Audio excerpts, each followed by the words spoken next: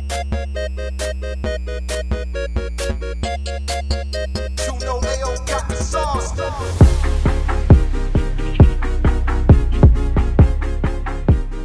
Easter egg for next time. More to come.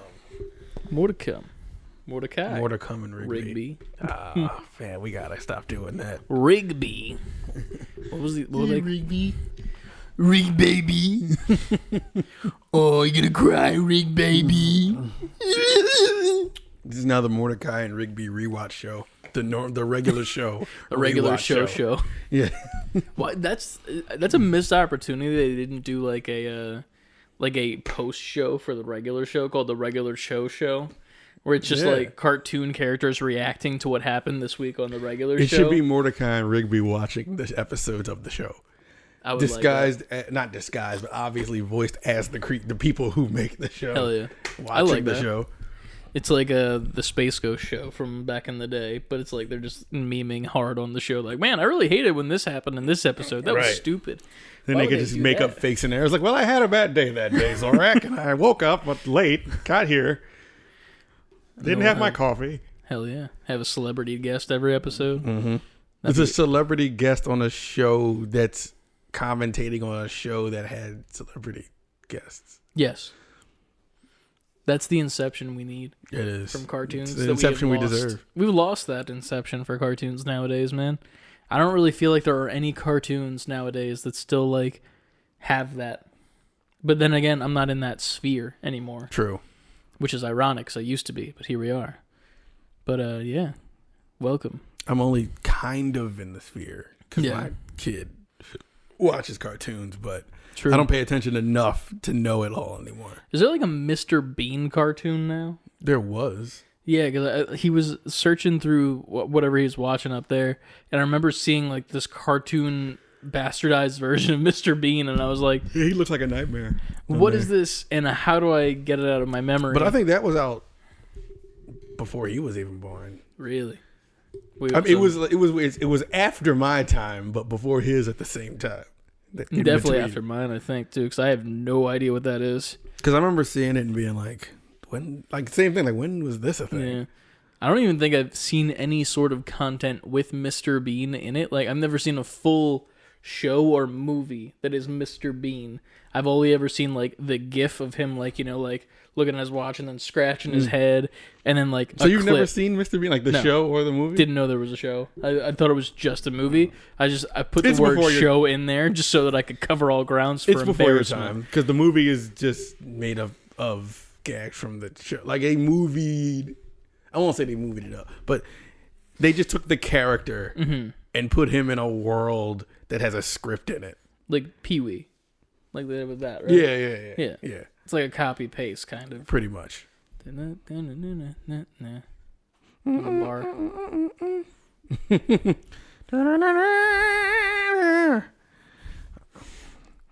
That's a TikTok, hopefully. But yeah, man, it's been a week and a half. It seems to be our thing now. Yeah. The beginning section should just be called the "It's Been a Week" section. Yeah. It's the recap of how exhausted are Aunt and Chris this week. Yeah. There was a holiday this week. Oh yeah, there was. In Thanksgiving America. happened. Thanksgiving. How was your Thanksgiving, man? We didn't really talk that day because I was busy tripping. But we'll get to that in a second. Pretty good. Adrian cooked a full Thanksgiving spread pretty much and baked 2 cakes and 2 pies. Wow. And then my mom and my aunt, my uncle, they all came over. My brother, and we all just ate the food she made. She was up from 5 a.m. to 11 p.m. But she made the whole spread. Represent, yeah. Adrian kicking ass with the food. Yeah. Was it good? Well, yes, it was good. That would suck to be great, like she did right? all that, but unfortunately, it was great, right? Unfortunately, it was ass. It was the best food you've ever had in your life, right? It always is. Always is. Like that. No, but it really was. It was really good. A lot of leftovers. Yeah, I missed out on the leftovers this year, man. There was not any left over, and it was kind of weird. Like, that's a compliment to the chef right there. Yeah, like there was a lot of dark meat left over, and like don't get me wrong, like I'll have like a piece or two of dark meat every once in a while, like just to get a little bit of well-rounded. The dark meat normally like knocks you the fuck out like right away. Yeah. And I love that. So like, I'll be like, here's main food. I'm feeling good. I'm feeling myself. And then like a little bit of dark meat at the end just to like nod you the off. nail in the coffin. Yeah. You just need that. Yeah. And it feels great. You thought you were staying awake. Yeah, there was a little bit of that left. And then like the cranberry sauce, which there's a discussion that needs to be had about cranberry sauce. Because personally, and this is just me from my experience, I've only ever seen / heard of / had been forced to eat the cranberry sauce that comes from the can. Right. That you literally like can opener, plop out, and then it looks like a Jell-O version of the can. Yes. That's it. I hate that. It's gross. Okay. But I'm being told that that's not what cranberry sauce is by people. It doesn't have to be that, but I feel like most people do it that way. But isn't that? I feel like that's gross. Like it's just Jell-O. It's a gelatinous sauce. Yeah, but it's not even sauce either. Like like I mean, like that's another thing. Like, why are you gonna call something sauce when it's Jell-O? Like you're not calling ketchup tomato as Jell-O. Weird as it may sound, I think Jell-O is a little bit drier than what this is. It is more liquidy than Jell-O. I don't know. I'm just saying, like, to be fair, I don't like either. If I gave you a Jell-O cup and then I gave you cranberry sauce, there is a difference between the two things. True, but they're both the same gross. So you don't like Jell-O either? I really don't like Jell-O. It's a texture. Oh, this is a personal thing then. Well, yeah. And that's all. Here's the thing. Love cranberry juice. Cranberry juice is the best. Even better than that, you get some cranberry ginger ale. Fuck. Cranberry ginger ale is pretty good. That's the best ginger I'm not a big Jell-O guy either, or a cranberry sauce guy. It's gross. And I think... I don't think it's gross. I think it's gross. I'm just not... I don't frequent it. Like, I'm not like... It's not like... If there's a Thanksgiving spread, but the cranberry sauce is not there, I'm never going to look around like, yo, where's the cranberry sauce? Yeah. It's also kind of weird because I feel like that's like at least on my family state, that's like the one food of color. Like everything else is like some shade of tan or gray or brown. It's like you got stuffing, you got turkey, you got mashed potatoes, and then sometimes you get green beans, but like even green beans like lose their color if you're like making them. I just don't like green beans either. I don't like green beans. See, I like green beans, but they got to be made right. I've never had them made right, if I'm being honest. I don't think. Well, how would you know? Because I don't like them at all. Because I've only ever had them. Who's making them? The microwave in the bag that they come in. Yeah. So yeah, you're not even I can right know at all. that I've never had them correctly. Yeah, nah, man, that ain't how you gotta eat them. I mean, quick dinner, I guess someone can make them like that, but you still gotta like sauce them up. You gotta like season them up right. And I live in a household where seasoning doesn't exist unless it is garlic. I'm sorry salt. to hear that. Yeah, I gotta do my own seasoning pretty much. And then, like, recently we just got into the Montreal steak seasoning, and that's about the riskiest we've gotten, if I'm being honest. It's like garlic, salt, garlic powder, salt, pepper, and then Montreal steak seasoning. So there's a world of seasoning that your eyes need to be open to. Yeah, man. I'm just blind as of this point. I've had nothing. I'm literally living a bland household of food. Is the cliche correct? Like, am I just going to put the cliche on the table where they say, like, white people don't season their food? Oh, 100%. I agree with it. Because then I've had seasoned food. And then I've been like, wow, this is good. This food is alive. Like, it's not even like that it's, like, bad or good. Like, here's the thing. If you make up a fucking chicken breast and you put salt and pepper on it, it tastes like a chicken breast. But if you make up a chicken breast, you put, like, some fucking garlic, some paprika, some... You gotta put some rosemary, olive oil. I don't know what that is. What is rosemary? That's a pretty basic... Is it? Because that sounds like fancy as fuck. It's not fancy as fuck. It sounds fancy as fuck. Like, it sounds like a very pretty girl's name, you know? Like, Rosemary. It's because it's two girls' names put into one. It's double the pretty. Exactly. But you need that. Put some... Yeah, but it's hard for me to, like, know. There's a whole bunch of seasoning. Yeah. Like, the most... No, this is a funny meme. Because this is a thing. I didn't know this was a thing. I thought it was, like, strictly our family that did this, and I thought we were weird. But have you ever had chicken, right? And when you take I mean, look at me. I've had some chicken, right? Am I right? I was not done. I brought that to And the you table. bread the chicken, right? Uh-huh.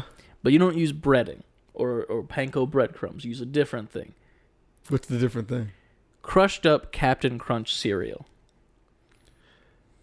I've seen that is a thing. Yes. So like, I thought it was like my family did that, and it was really weird and surprisingly decent. Mm-hmm. But like that's the most like exotic thing that my family has done when it comes to like making food ourselves, I would say. God bless you. Yeah. And then like taco seasoning, which I don't count, like because it's a packet. You didn't do any effort there. You bought a fucking 99 cents packet. You could have went and gotten some fucking Kool-Aid packets and put it in the meat, and I wouldn't Kool-Aid have, on meat. You would know the difference. I wouldn't when it's cooking and like it's happening. It looks the same.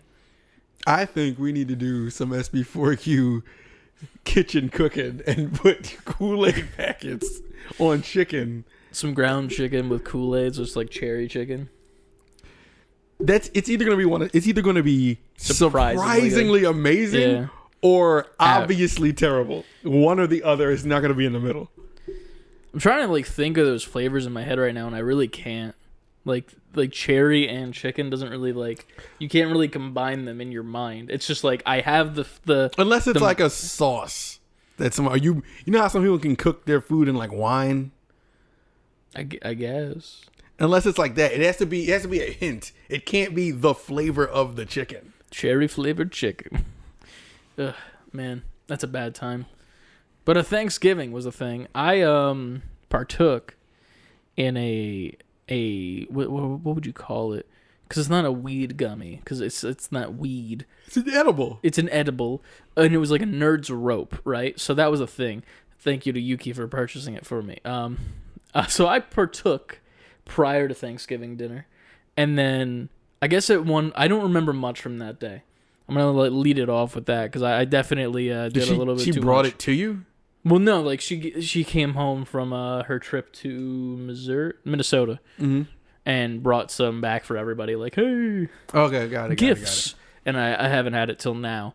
And so like I was thoroughly roasted at Thanksgiving dinner because apparently I had a roll, and then after that roll I was like, hey Ryan, give me another roll, and then after that roll, like 2 minutes later, I was like, hey Ryan, give me another roll. The edible? No, like actual bread. Yeah, actual bread. Okay, at the dinner table. This is post edible. In the midst of edible is edible. I'm doing the thing. So, As you were becoming your highness. yes. So that was happening, and fucking, it comes to the fourth time I ask him, and he just blatantly, like in mid conversation, she just like says, "The fuck is wrong with you?" With all your family there? Yeah, with all my family there. And like, preface this, I Snapchatted my cousins in our group chat saying that I was going to have a little bit of an edible prior to Thanksgiving dinner. So he should know that I'm high as fuck right now. That sounds like a Ryan move. Yeah, but he forgot. That sounds like a Ryan move too. Yeah. So he forgot that I was high as fuck. Like, set the scene for me. So who is it? Is it just you, Ryan, and your parents? No, it's those people, my grandfather, my weird aunt that just looks senile, my two cousins that are dudes that also knew that I was high but forgot as well, my two younger cousins who just got home from Dunkin' Donuts that they were working at, and my uncle and his partner. So a ton of people. So where are you at your house? No. Okay. All right. I'm just trying to. No. I'm painting the picture in my mind. We're just in like this living room. There's like a fucking parakeet because they have a bird, and then like they have a cat and two dogs running around. Okay. All right. And like I'm with you now. I'm just high as shit trying to play Pokemon Brilliant Diamond because that's the one thing that's keeping me focused. Yeah. And then I'm need a just focal eating point. rolls every other 3 minutes, pretty much, until Ryan was like, "The fuck is wrong with you?" and started blatantly roasting me. My dad's sitting next to me laughing his ass off. It's like, "Are you fucking good, dude?" Like, just this is Ryan speaking. My dad's laughing his ass off, and I'm like, "Listen, man, leave me alone." Tripping balls, fam. And then like 10 minutes goes by, and I like go in the Snapchat, and like that moment when you get roasted by your brother when you're high as fuck. That moment you get roasted while you're roasted. Yes, pretty much. And then I got home that day, and I was like, you know what? it wasn't like super high at dinner. It was like enough to like be coherent. Right. And it was wearing off. And I was like, you know what? I'll have a little bit more. I'll have a little bit more. So I take a bite of the rope. Your first mistake? Yeah. Took a bite of the rope. And I guess it didn't fully set in from dinner. So, like, I took the bite of this, and, like, after, like, 30 minutes, because this is, like, an hour activation one, so I'm like, wait, it's been 30 minutes, and I'm feeling really fucking fucked up now. Like, everything's, like, shaking, and, like, I'm like, oh. And then the hour sets in, and I'm like, oh, I've made a mistake, crucially. Downward spiral. So then I start going out to the kitchen. I get, like, fucking bowl of cereal, bowl of chips, some pretzels in a bag, and I'm just like scarfing these down at my desk all at once, like no qualms. I'm out in the kitchen, like my back to my mother, who's also on the other side of the kitchen, and I'm cracking up. And I'm like, she's gonna know. She's gonna know. You're like cliche high. Yeah, dude, it was bad. And because it was funny because I'm in my own head a lot, like normally, not high. So I'm like super in my head. Yeah, now you're really in your head. And I'm like, oh my God, this is like the movies, and like not in the funny part, and it's funny because it's not funny, and I hate it, and then I'm like laughing, and I'm like, I'm laughing, and I don't realize I'm laughing. I need to stop laughing. This makes a lot of sense now because you were very quiet on Thanksgiving. Like as far as us like chatting and stuff. I sent you a message, and I don't think you responded until like the next, like Friday afternoon. You said something. Dude, it was bad, and it was worse because like I was talking to Ryan that night before like the high set in, and he's leaving technically tomorrow. By Thursday, he's already in Virginia for a new job. Congrats, by the way. Congrats, Ryan. And fucking, I'm like, yo, man, like I gotta work from home tomorrow. Let's hit up, Walmart and Target like we do in the morning before I clock in. Like, let's do that. And he's like, yeah, let's do that. Awesome, cool. So I wake up at 4 a.m, and I'm like, oh. Cool, I got like an hour before I gotta get out and like go do the thing with Ryan because it's the last time I'll be able to. Cool. And then I like sit up slightly and then the room does a full 180. Yep. Like, it was some here. Matrix shit. And I was like, I'm still high. Fuck. It's not fun. So then I laid back down, woke up extremely late, and I was like, fuck, I gotta clock in. 2 minutes to spare, clock in. Did my shit at work. Of course, everything went wrong that had to go wrong. People were messaging me all over the place. I'm like, leave me the fuck alone. I'm coming down off of a high, and I need you to leave me alone, people. And then I left 2 hours early, and I was like, hey, just use some PTO. I need to get the fuck out of here. So I got out of there when I was at home. Understood. But now you didn't have to focus on that. True. But yeah, it was a time. Thanksgiving happened this year, technically. But technically, I was there. But I wasn't. Man, I did that. I had edibles once, and I was like, I tripped that hard that I was just like, I'm good off edible. I don't know if I told this story on here. Anyway, Adrian had one, and she takes it before, so she's just like here. She's like, she knows I've never. She was like, be careful now. So I ate. It was a brownie. She was like, all you need really is this corner. Just eat that, just see what happens. But of course, I'm like, I ate half. But wait. I ate half of edible brownie. Time goes by, I'm just like, nothing. Yeah. So, whole other half. And then, a little bit later, half of another one. So I'm 1.5 in, and I'm like, whatever. Yeah, nothing. This is weed. Wow, look, I did a weed, guys. I did a weed. And then Trenton's an infant at this time. I don't even think he's 1 yet. And we're in our old house, and I'm just chilling. Then all of a sudden, all my senses just shoot up. Like if there's stats, and it's like scent, touch, smell, sight, they all immediately, and say they're like average, they all immediately skyrocket to like 99, like if we're talking video game stats. I'm just like, you went to the Pokemon Center and bought all of the like fucking drugs and shit, and just fed it to one Pokemon all at once.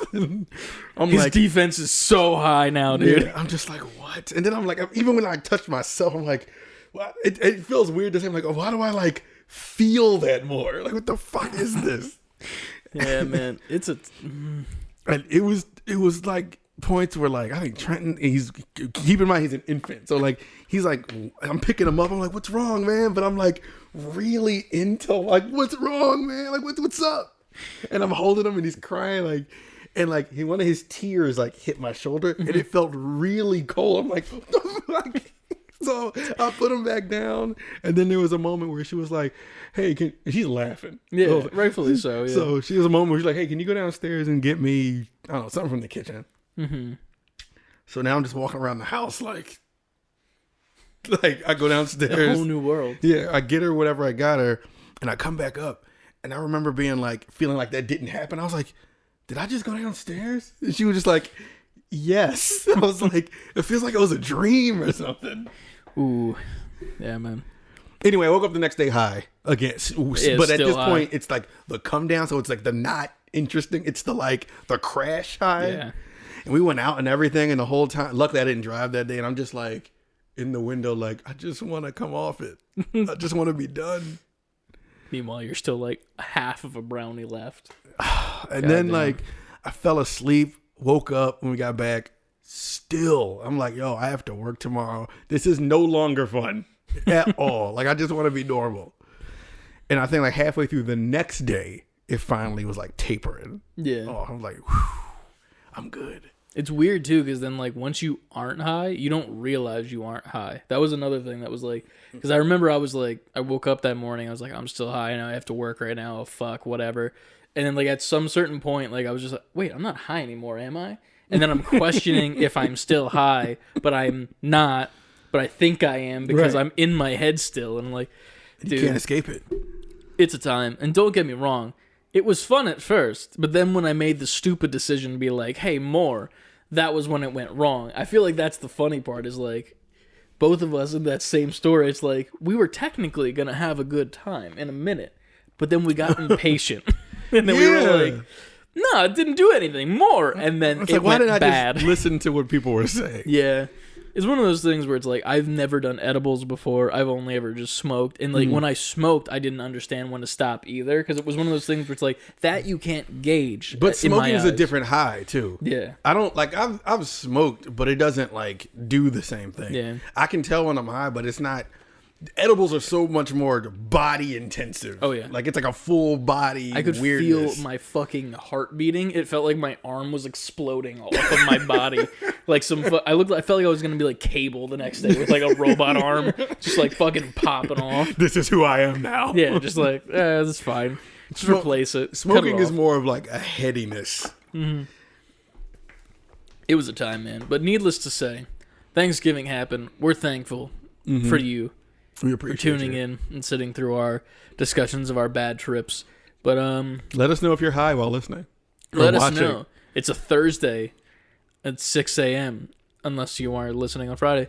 But this is our Game Awards episode. This is the episode in which we're going to just be taking a look at all the nominees, running through them real quick. We don't really have much of a news section this week. We'll do a quick what we played this week at the start after the theme.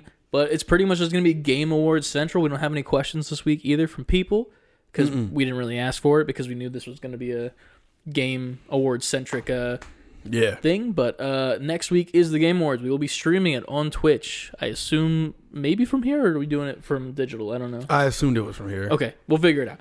We haven't discussed it, to be fair, as you could see from that interaction. Luckily, we have the technology to do it in any way we have the technology.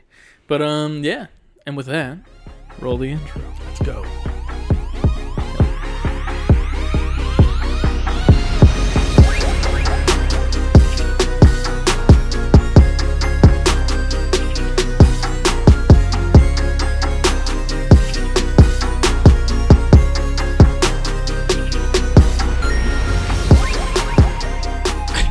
Level up, gamers, and hello once again. Hello.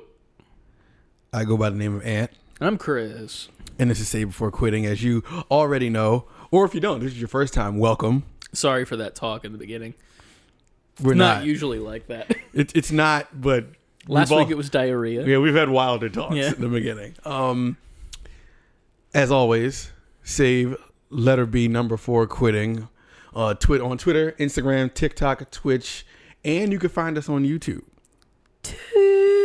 If you didn't realize what the acronym was. I don't know why I was about to say the anagram, which is not the same. I don't know what that is. Anagram.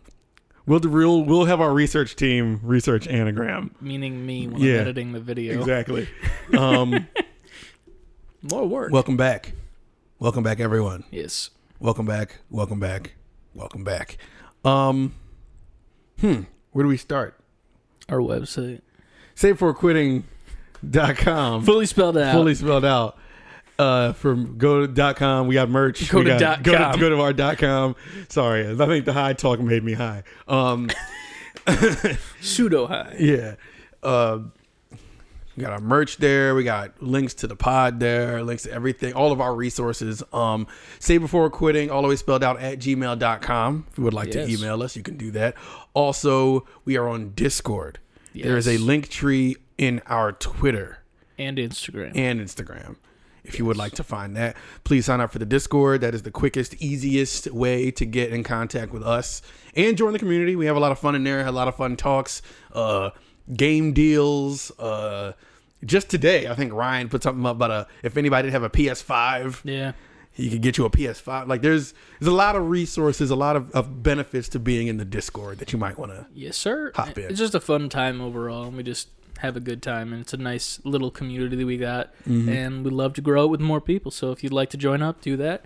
The stipulation is you can't be a dick. That's it. And no one wants that. Nobody wants that. But you won't be a dick when you join, will you?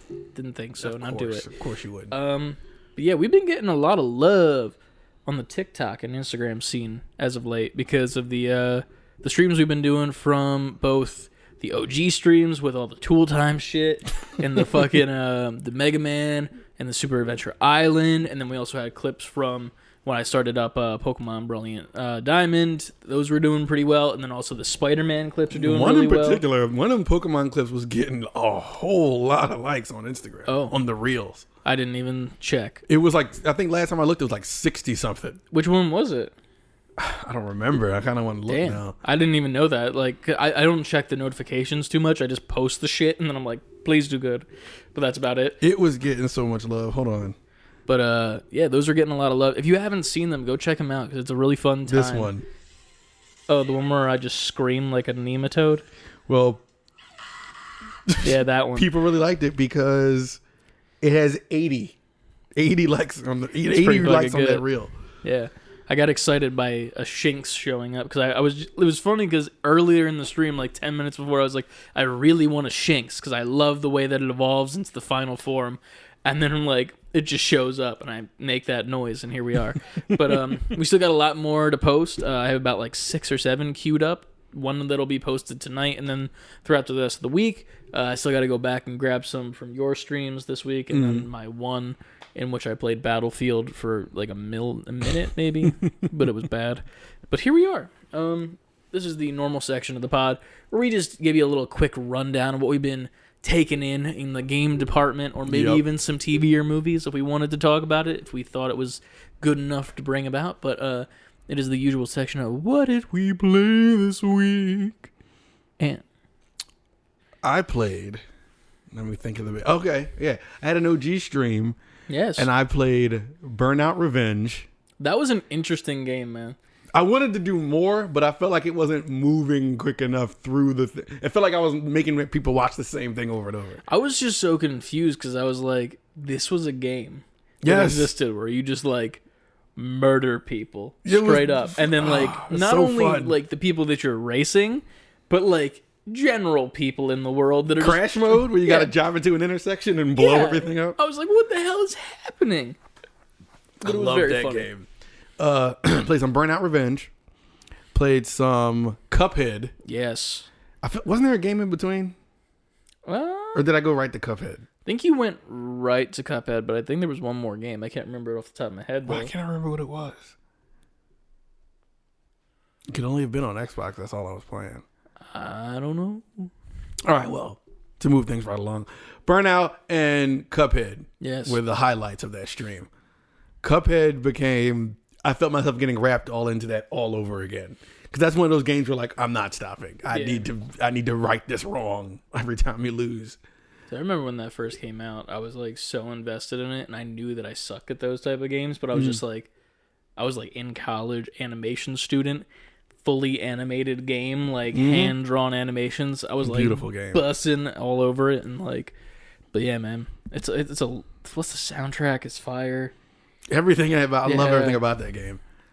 I even love the difficulty. I don't. Just because it feels good to conquer it. I'll agree with that, yes.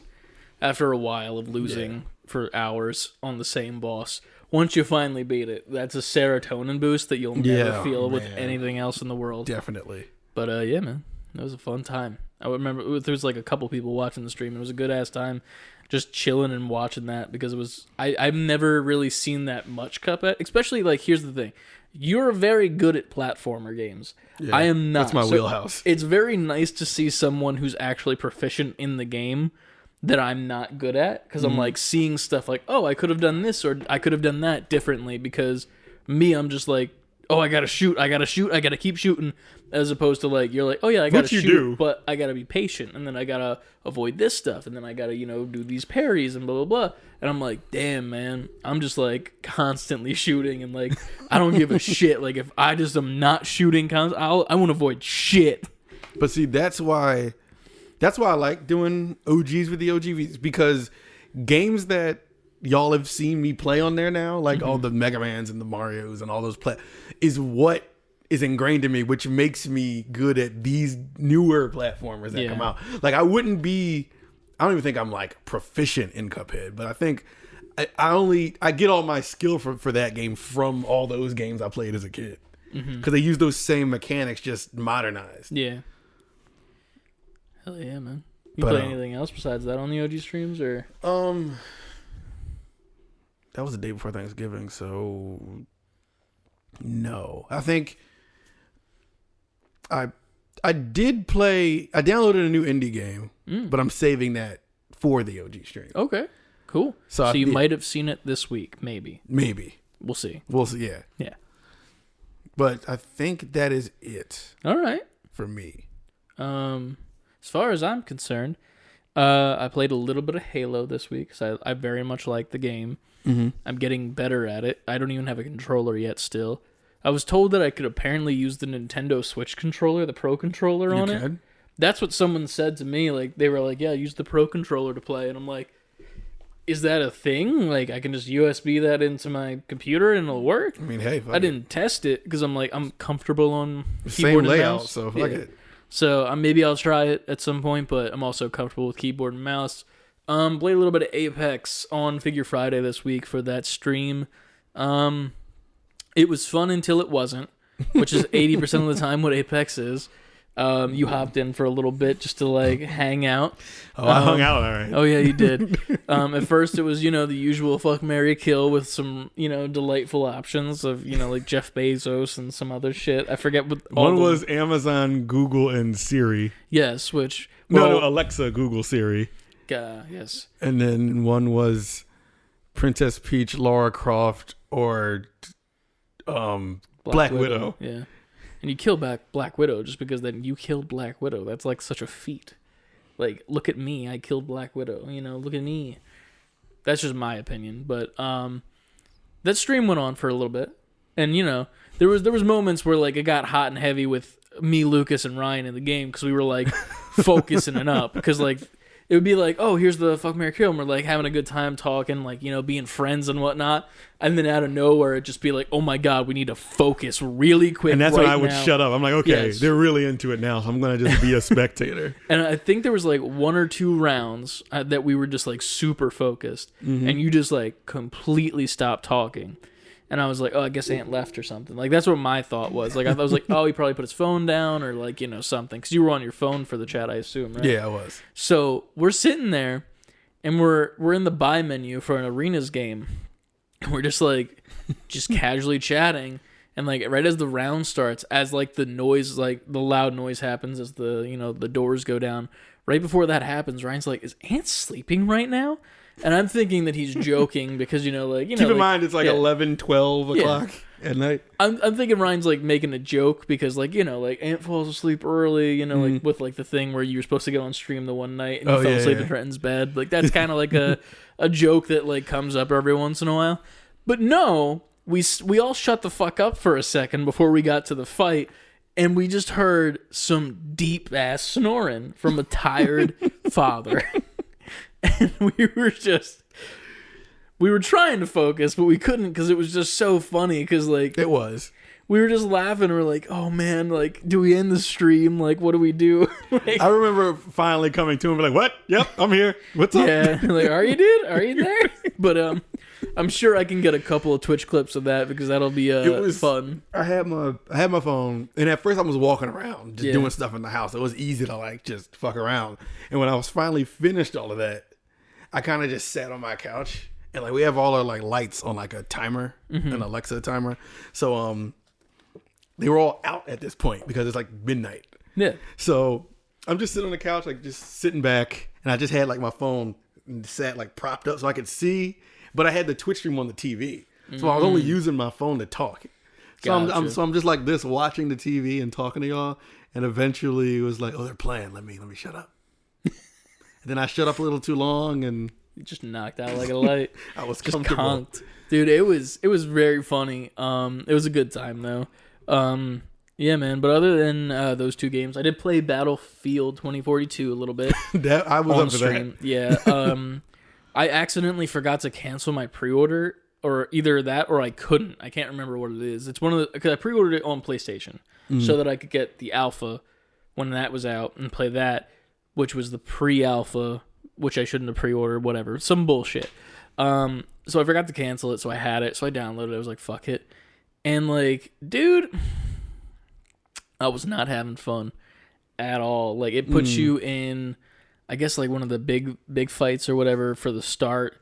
And I think it's all AI. I could be wrong, but I think it's like the startup tutorial, get your feet wet type shit. Right.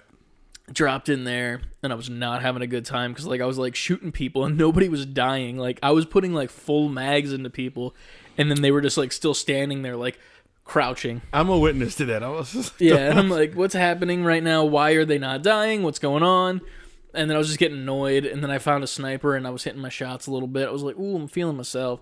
But then that ended, and then I was like, I could go into like a portal.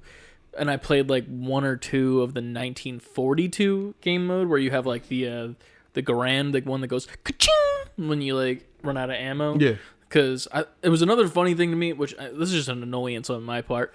With those guns, you couldn't reload them whenever. Right. So you had to fully empty your mag, and then it would go ka-ching, and then shoot the mag out or clip or whatever the fuck you want to call it, and then you would put the next like clip in of X amount of bullets. Mm-hmm. And in the game, since it's a shooter game, when you need to reload, on the screen it'll say square, reload, right on your screen. Right. But you can't. And I remember that happening, and it was just stuck. Yeah, and it's just stuck on your screen.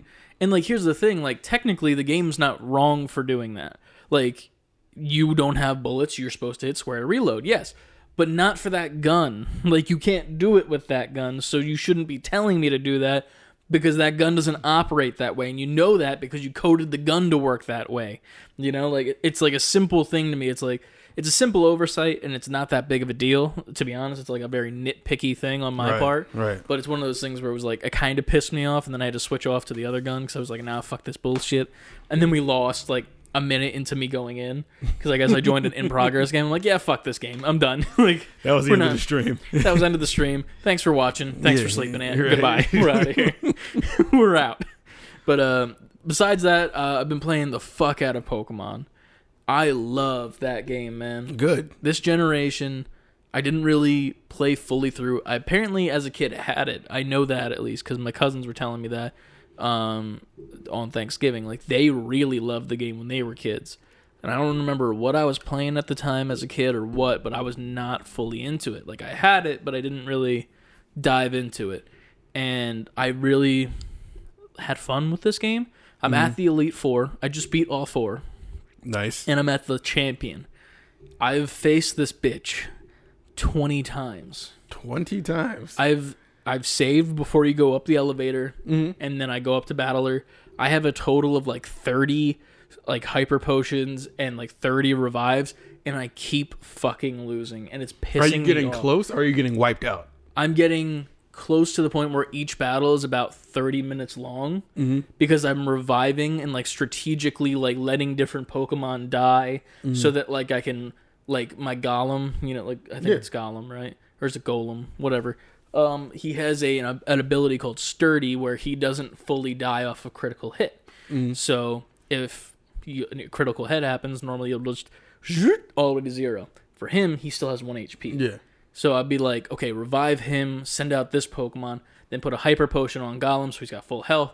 Then I can put him out, and then he can tank a couple hits so that I can get another one up and do another thing. Using them as fodder to help the other ones out. I'm like just constantly doing that. And then I have like this game's version of the Pidgey, which is a Star Raptor or something like that. And he has an ability where he gets sent out and it lowers the opponent's attack every single time he comes out. So I'm like reviving him, and then like he dies, and like him back out, and then it just keeps lowering it's like the a attack. Cycle.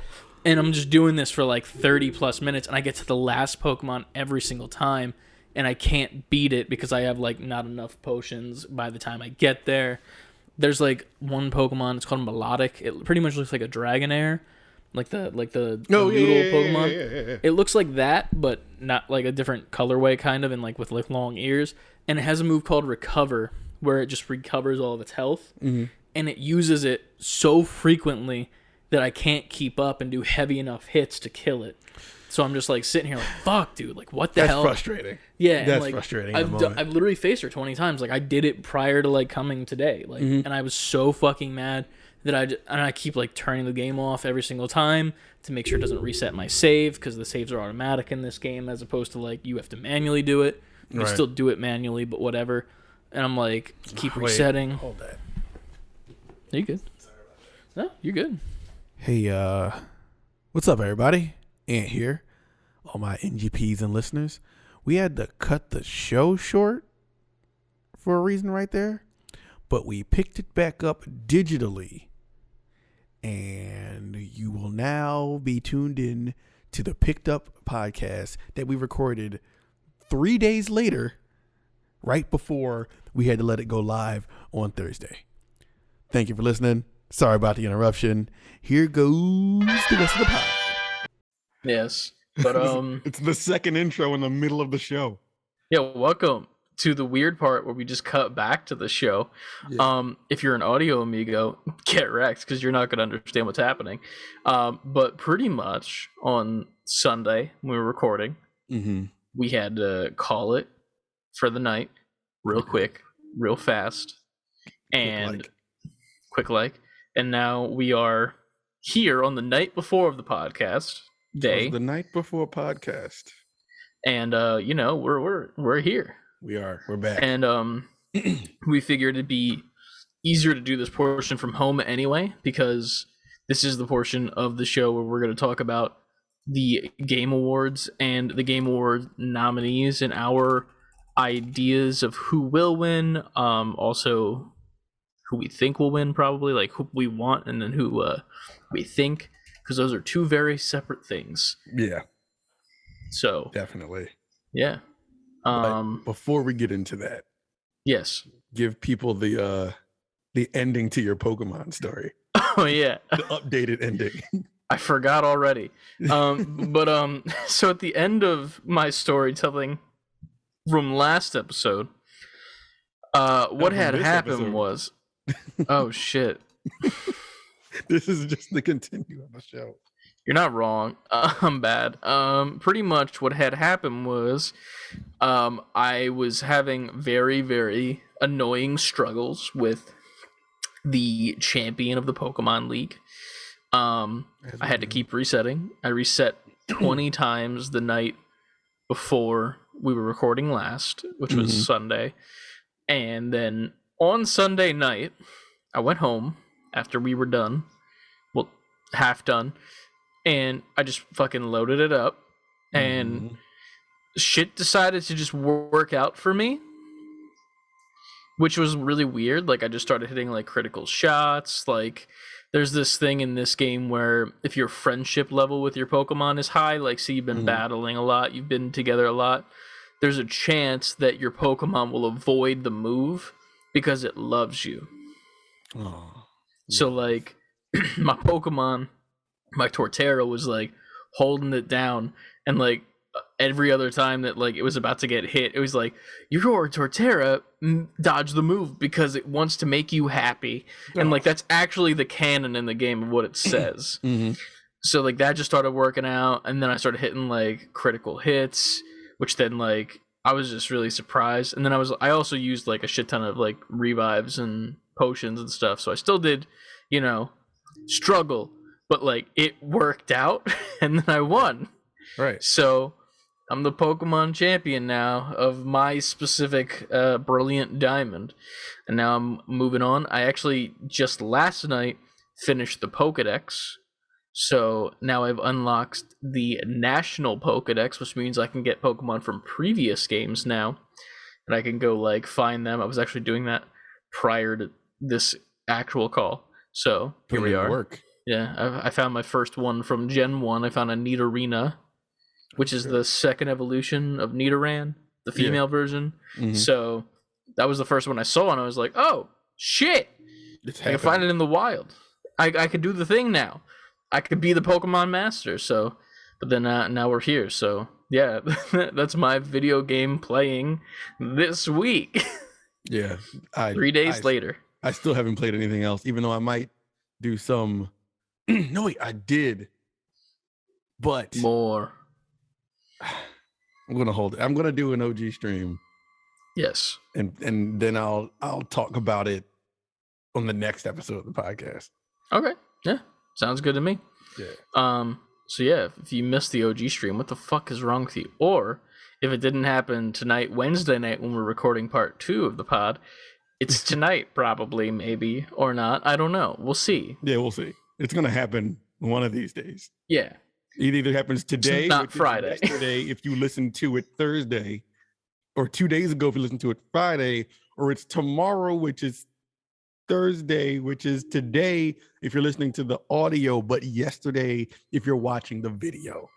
So I'm glad we're all not confused. No day but today. There is no day but today. All we have is the moment. Yes. And with that, get your dreams out the door and off your butt. Make sure you go and reach for the stars. That's stuff. Reach for the stars. Just pulled your cord in your back real quick to make you say that. Somebody aims a gun at you and says that, and you just stand there like, no, move. He's like, don't worry. If he tries to shoot, I'll evade it because I love you. Like, no, you idiots. Pokemon rules. That was so fucking good. I didn't understand it at first, and I was just like kind of smiling to like be like, yeah, and then I fucking got it in like an instant, and my brain just like Jimmy Neutron, like brain blast, and here we are. Here we are. Yeah. So yeah, man, the Game Awards. Why did he get shot in cold blood? Like, it turns out he didn't love him. He didn't love you. He didn't love you. It's not that he didn't love you. He didn't love you enough. How much? He only loved you 12%. He kind of liked you. He liked you a lot. Okay, Game Awards, for real.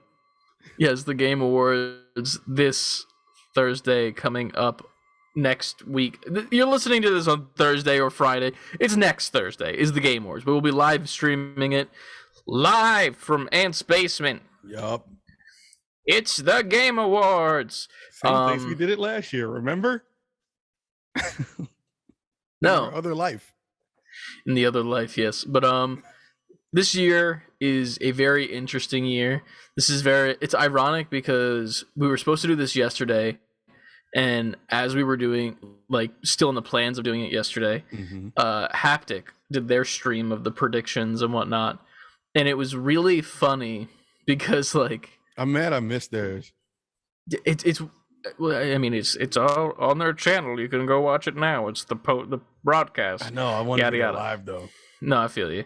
But it's weird because some of us were thinking different things than others, which I think is really cool about this year's Game Awards, is that it's different. And I think that's a good thing. Like last year was the Last of Us 2 show. Oh hell yeah! Like it was very cut and dry, like you know what's winning, and if you don't know what's winning, it's either a shock or it's like, well, yeah, that's the second best that I would have chose, you know? Mm-hmm. This year, I think that kind of because of the world situation with the pandemic, or maybe even just in general with the games that came out, it is a completely different playing field. There's some shock entries into some nominations. There's a really great lineup, in my opinion, of Game of the Year. Maybe one or two that could have been switched out for some other stuff, but we'll get to that. But insanely interesting. Yeah, there's some omissions, and we're gonna talk about it. But yeah, man. Do we want to do all of these categories? Let me go see how many categories there are. I'm on the site now. Here, let me send you a link 1, 2, 3, via 4, 5, Discord. 6, 7, 8, 9, 10, 11, 12, 13, 14, 15, 16, 17, 18, 19, 20, 21, 22, 23, 24, 25, 26, 27. Oh, geez. 29, 30. There are 30. So how about we just... So I sent you the link of like the page with all the nominees, and you can like go in to do your vote. Let's just read the names of the things, and if we think it's worthy of us talking about, then we'll do it. Cool? Mm-hmm. All right. Cool. So the first one, best esports event. I don't think we need to talk about that. Yeah, I'm not too... Yeah. Similarly, I'm just going to run through these next 5. Best esports coach, best esports team, best esports athlete, and best esports game. Don't think we need to talk about any of that. That's not really what we're about. You're going from the bottom up? Because the best is... Oh, okay, gotcha. The last one will be Game of the Year, so I'm going from bottom up on the list that they got here. Makes sense. So I say we start with most anticipated game. Best esports, hold on. Best, wait, which most anticipated? They were skipping... Yes. They're skipping family and fighting? They're not. Are you looking at the same page as me, sir? I don't think you're looking at the same page. Oh, wait, preview. Hold on. Okay, you're right. Because I had a Game Informer list up, but I thought it was in the same order. It is not, because Game Informer is not the Game Awards. They had the categories in the wrong order. How dare they? Now but, on the page you actually sent, so we're in the same. All right, cool. So most anticipated game. I'll give the rundown for these nominees, and then we can alternate listing the con, like, you know, you'll do the next set of them and words. Mm-hmm. I'm not on podcast mode right now. I woke up from my chair. Doing it virtually now. Yeah. So most anticipated game. This is recognizing an announced game that has demonstrably illustrated potential to push the gaming medium forward. Mm-hmm. So keep that in mind when it comes to the description.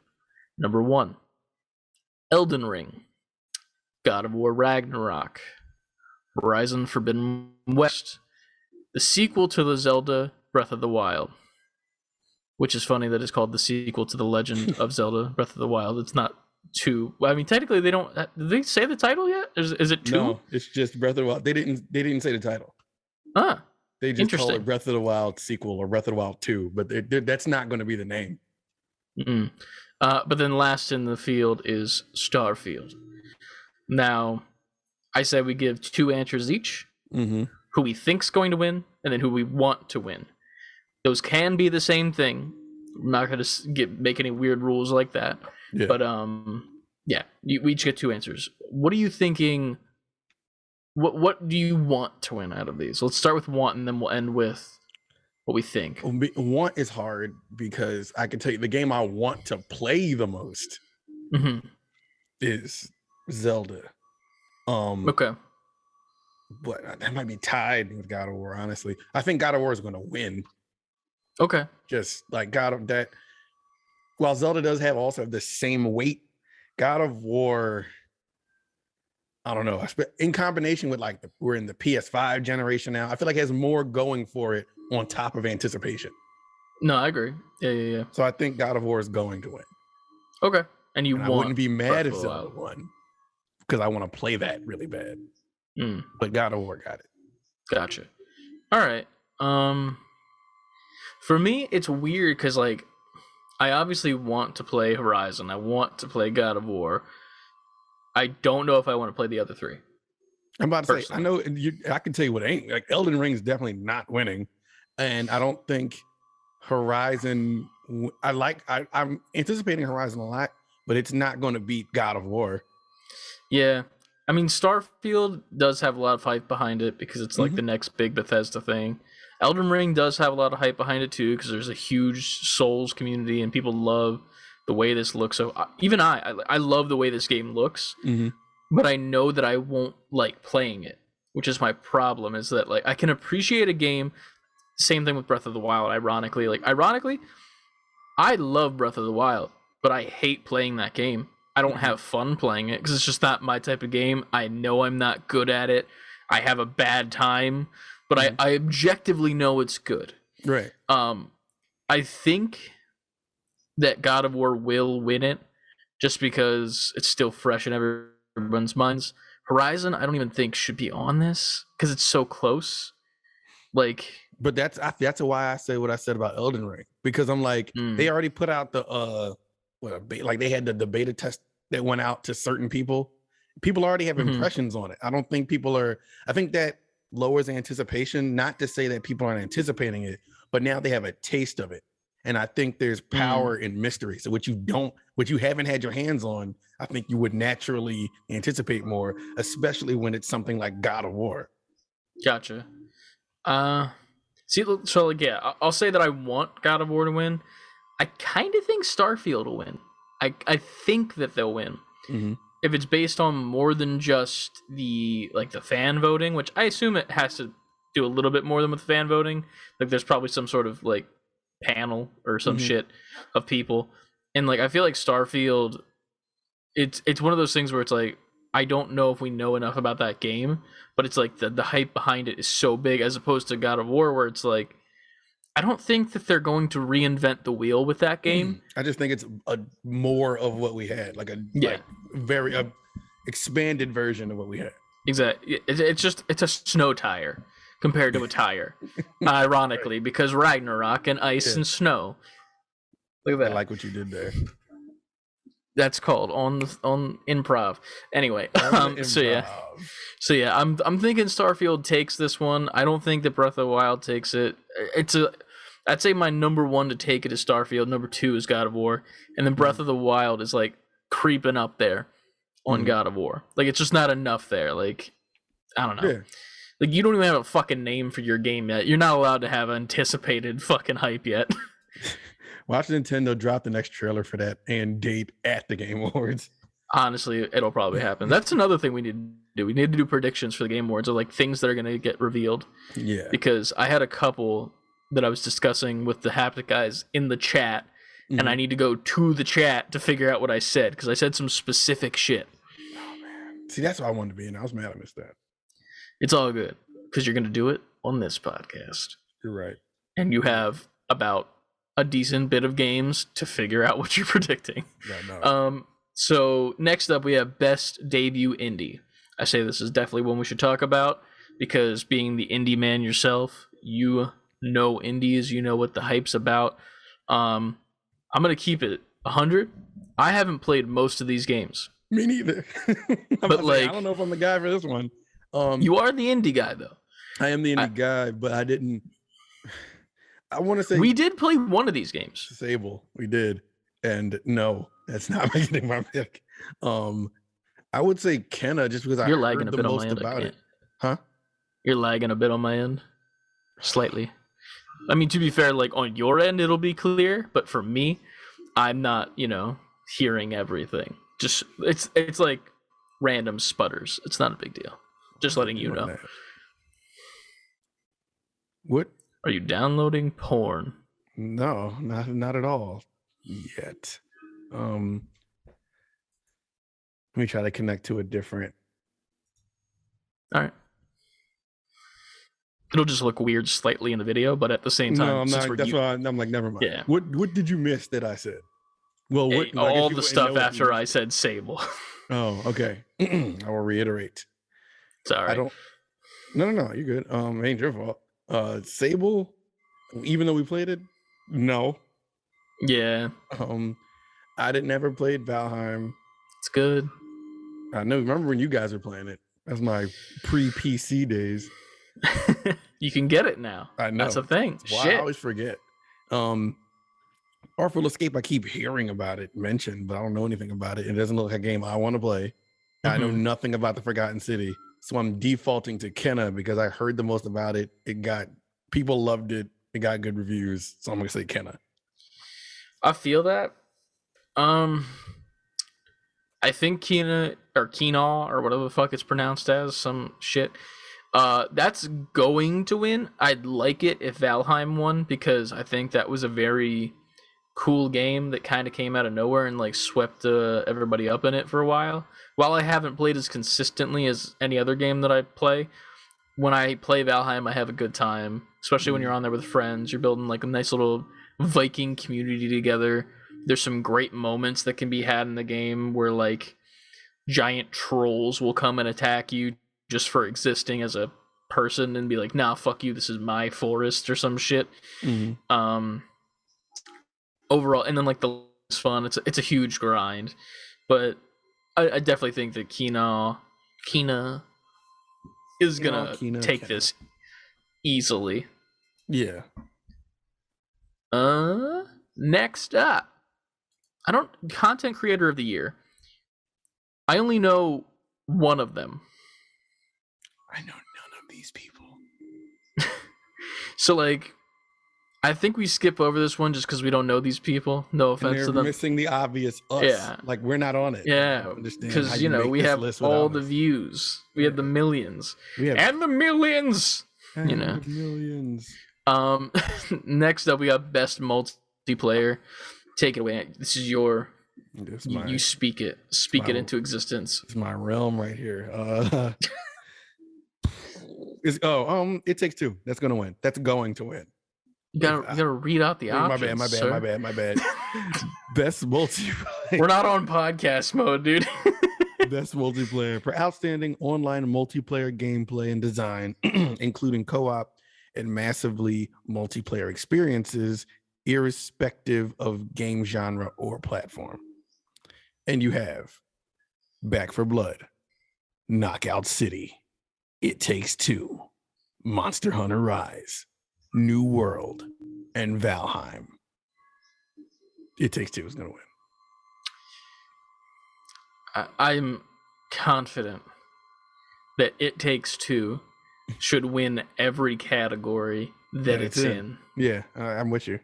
Like, personally, I think that it needs to be we're going to get to those categories, obviously. But, like, just realize that when you're listening to this and we talk about It Takes Two, I think it's winning. I don't give a fuck what else is in the category. Yeah. And we haven't even played it yet. Everything else, we should. All the things they talked about, it's so loved that I can't see it losing. I agree. If I had to pick a secondary, I don't think I would. Like, maybe Back 4 Blood, but I don't think so. Because that's the only other one that I've played where I've had a better time than Valheim. Like, I think Back 4 Blood's fun. Don't think it's the best multiplayer at all. Knockout City, I have a great and fun time with. Hate the multiplayer because if you're playing by yourself, you have terrible teammates. It's not a good time. Monster Hunter Rise, I don't like Monster Hunter games. I'm sorry. I tried. And then New World, I think that was a fad and it died. Quickly. Yeah. Like, everyone was on New World, everyone was talking about it, and then it died immediately. Plus, it's made by Amazon, and I'm not supporting Jeff Bezos. So, here we are. Unless Jeff Bezos wants to support us. How you doing, Jeff? Yeah. Take a tenth, not less than that. Take a 16th of your money. can we have And I'll some be of happy. your toilet paper, Mr. Bezos? Yes. Because it's probably just stacks of hundreds. Yeah. But It Takes Two, Hazelight Studios, and need to win this whole entire award show. Ironically, it's funny because I feel like saying this, I'm kind of like copying off of the Haptic guys because they're very much like Joseph Ferris, the Fuck the Oscars guy, who is Hazelight Studios' main guy. Mm-hmm. He needs to win the Game Awards, but like I am in agreement with them, like in 100%, because that dude is fucking awesome. He makes some fucking awesome games, and It Takes Two is like even though we didn't finish A Way Out, that game's phenomenal. I know. I want to finish And like A Way Out. Just it was such so a good time, It Takes and Two. hopefully we get back to it at some point. But here we are. Yeah. But yeah, so I guess we're both saying It Takes Two. So I guess we need to play that at some point. Yeah, for sure. All right, so we do have best sports racing. Do we want to talk about that? The only game I played here is Forza 5, and we played that 2 weeks ago for an hour. Yeah. So I don't think we talk about that just because we don't have the the world in it. Mm-hmm. Best sim strategy. I don't play those games. Yeah. Best family, because that's what it's all about in this household. This one it's ironic. So I'll read this one out. Best family, for the best game appropriate for family play, irrespective of game or of genre or platform of game. Yeah, good job, me. So It Takes Two, Mario Party Superstars, Mm-hmm. Pokemon Snap, which is the new version, Super Mario 3D World, Bowser's Fury, and WarioWare Get It Together. Yes. Now, I slightly take back my It Takes Two should win everything. I still think they're going to win this. I think they're going to win it, but I don't think they should. Because in my eyes, family game, right? Mm-hmm. That's like a game that the whole family can play. Like you get all together on a couch, like Wii Sports or some shit, you know? Mm-hmm. Like that's like in my brain, my quintessential family game. Only 2 people can play It Takes Two. And those 2 people, and like the game has a lot of suggested adult humor because, you know, it's like almost like a Pixar movie in that sense where it does that. So there's like something for everybody. But like, I feel like I kind of want to give it to Mario Party because like it's more of a family game. It's like everyone can join in. It's extremely appropriate for family play. And like it's more of a fun time for families as opposed to Pokemon Snap, which I believe is a single player game, or maybe 2 people, but like you're taking pictures. Yeah, it's not. 3D Mario or 3D World Bowser's Fury, isn't that 1 player? No, that's like I don't know. 4 players. I don't know. I don't play the Mario games. Mm-hmm. Did you bought this? Did you play it or not? Super Mario 3D World is 4 players. Is it good? Yeah, it's really good. It's fun. Okay. I don't know. That's my second. I think It Takes Two is going to win, but I would not be mad if 3D World won because that's fun for a lot of people. I think I'm gonna put both on Mario Party Superstars. I want it to win, and I think it should win. I hate to take it back from It Takes Two, but I don't think that that's like the quintessential family game. I feel like that's more of like a game that needs to be appreciated by people that not necessarily that aren't family, but like, you know, like it's there's like a message, like it's supposed to be deeper than just a surface level family party game. It has like mini games in it, yes, but like I don't think when I see family game, I don't necessarily think it means every time. I don't think it means for multiple players, like over 2. When I see family game, I think suitable for all ages. Like if this said best party game, then sure. Yeah. But when I see family game, I'm thinking best E for everyone. Anybody could play, kids pick up and play a game. True. I would maybe bring up the fact that it's difficult slightly. I don't know if there's a difficulty hike in that game, but like I know there's parts in that game that are a little bit harder. So that's where it makes me slightly lean against it as well. But like I'm gonna lock it in with Mario Party. While nothing matters in that game is it's whatever. I just feel like that's like the quintessential. That's like the new like Wii Sports to me. You know, like is Mario Party, which is ironic because Because it Mario was Party, before Wii yeah. Sports. But like from my generation, Wii Sports was like the family game, and then now here we're back again, back again. The new family game is Jackbox. I don't know about that. I mean, That's your new chosen family game. all right, but you know your what? I just went against friends. my own point. It's if they had a party game section, that it would be in there. True. That would be a good category. I think like a party game. Like Put us on the committee, Keely. Yeah, please. We got this. Next up, a game near and dear to your heart. Best fighting game. Would you like to read out the nominees, sir? It's fighting game for best game designed primarily around head-to-head combat. Demon Slayer Kimetsu no Yaiba, the Hinukami Chronicles. Yes. Guilty Gear Strive, Melty Blood Type Lumina. Everybody's favorite game that rolls off the tongue. Nickelodeon All-Star Brawl, Chris's favorite game. Virtua Fighter 5 Ultimate Showdown. I've played none of these. You technically have one in your household. Yeah, I didn't play it. You didn't play it, but it's in your house. It is in my no. It won't be. It's in my back of my car. Oh, you left it there. Oh, damn it! I'm wrong. Shit. But it'll be in your house in 3 weeks or so. Anyway, I don't think Nicktoon wins. It's cool. It's fine. Like it's a smash rip, and that's fine. I feel like Virtua. You froze, dog. I don't hear shit. If you're talking, I don't hear it because you're frozen. Am I frozen? What is life? This is gonna be fun. Now he's back. Hey, What's up? You were frozen on my end. You were frozen on my end. You were saying something, and like I feel like Virtua Fighter. And that's yeah.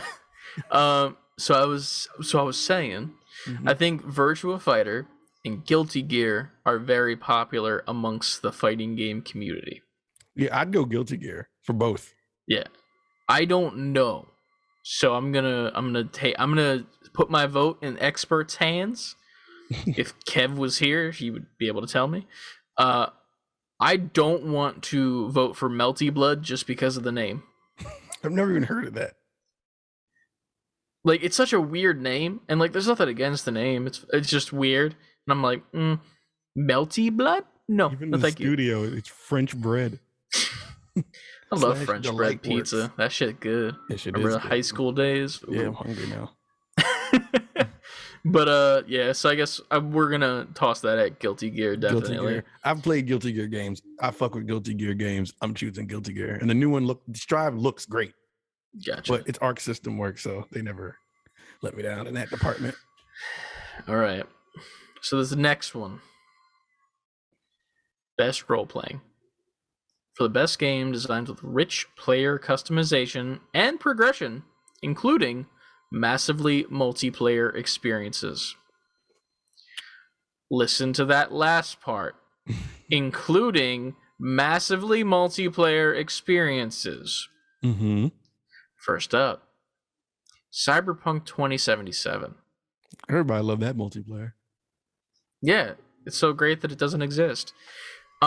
Next, Monster Hunter Rise, Scarlet Nexus, Shin Megami Tensei 5. I think that's 5. Yeah, I'm not good at Roman numerals. And Tales of Arise. Yep. Here's the thing. Cyberpunk wins. I don't want it to, but it wins. I think it wins. I mean, I haven't played these other ones, but I don't know. The reason I think it wins is because, let's just put this in perspective for a second. as a meme, it's funny to vote for Cyberpunk, right? Oh Mhm. yeah, Cyberpunk as the best of anything, funny as hell to vote for it. Mhm. So that there you got the fan vote, right?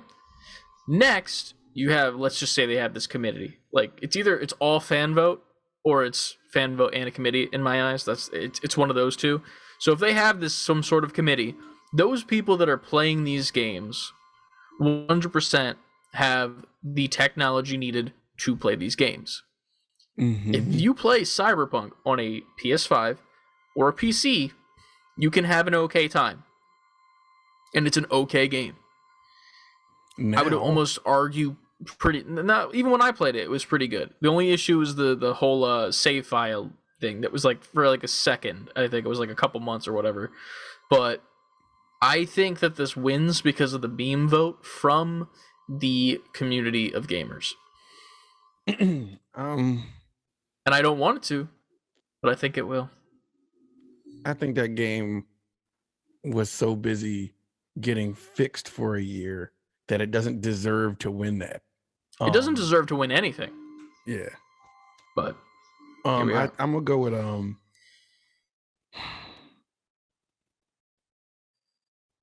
Shimagami to take it, and I don't That know. would be my second pick.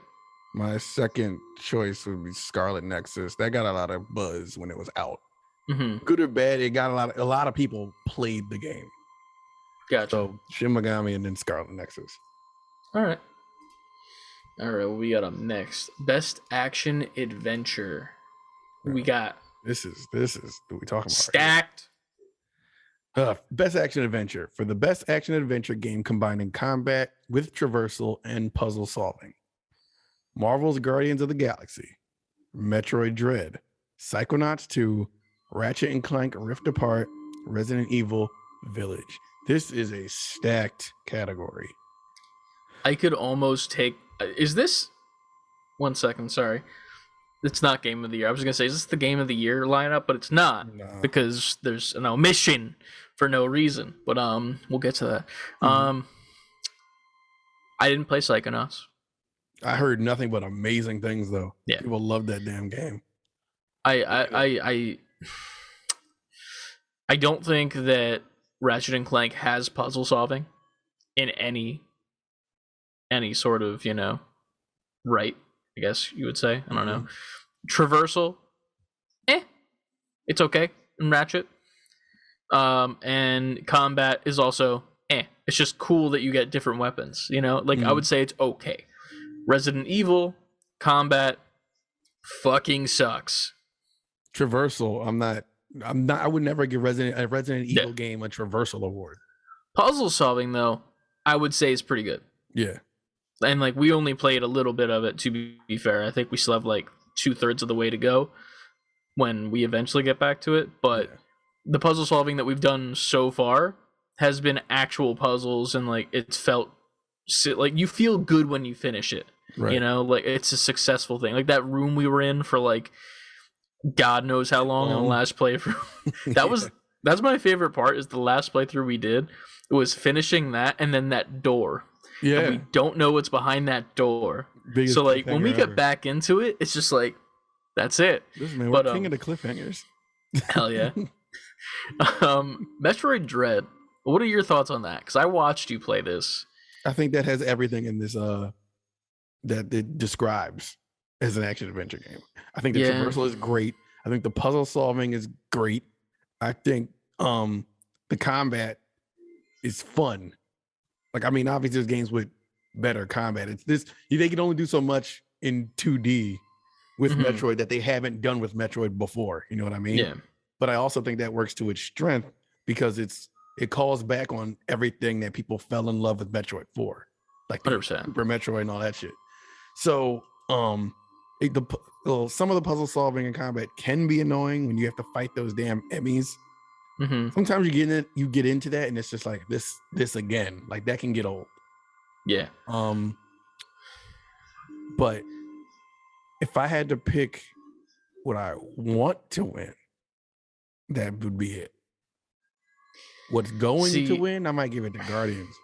I don't think Guardians wins this because I don't think that their combat traversal and puzzle solving was all that great. Then I'm Puzzle solving, because I'm going off of how good you told. I didn't play it. yeah. I'm Well, here's the going off of thing. what you said. Yeah, so the puzzle solving is extremely simple in this game, and that's not a bad thing, but it's not like award level puzzle solving, so I can't give it that. The traversal is okay. Like you're mainly just like running or like doing like very leisurely walking to different objectives before you get to the combat. And then the combat itself, while it's great, I don't know if it outweighs the mid tier of both puzzle solving and traversal. I think that this is a toss up, and I'm only going to say this because I haven't played it. But between Metroid Dread and Psychonauts 2, Yeah, just because once you said what you said, I was like, then I think Psychonauts takes it, and I want Metroid to win. Yeah, I think those two are almost interchangeable for the actual winner. Who I'd want to win between those two would probably be Metroid Dread, just because I'm not a huge fan of the Psychonauts look, but that has nothing to do with the game. Like like that's just the style. That's just me, in my opinion. I've never played a Psychonauts. If I played the first game and then this, I'd probably love it, but I haven't. So speaking from what I have seen, what I've liked the look of, and what I think, going off of the expert of the Metroid stuff and Nintendo in general, I will agree and say I think Metroid Dread deserves this, definitely. I'm with you. Yeah. But next up is Best Action Game. Let me load this up. Now, for the Best Action Game, it's for the Best Action Game in the action genre focused primarily on combat. Only on combat, guys. Only. We have Back for Blood. Chivalry 2. Deathloop. Far Cry 6. And Returnal. I have a clear winner in my head. So do I. For both, too. Yeah, I'm thinking for both it's Returnal. Yep, Returnal. Yeah. I haven't seen the best reviews for Far Cry 6. In fact, I've seen terrible reviews for it. Deathloop, it's not bad combat, but like you can cheese the shit out of it. Like just go watch the Video Game Donkey video. Like it's just a fucking kicking game once you get that power up, and then it turns your kicks into a fucking like a shotgun. Kill, yeah. Yeah.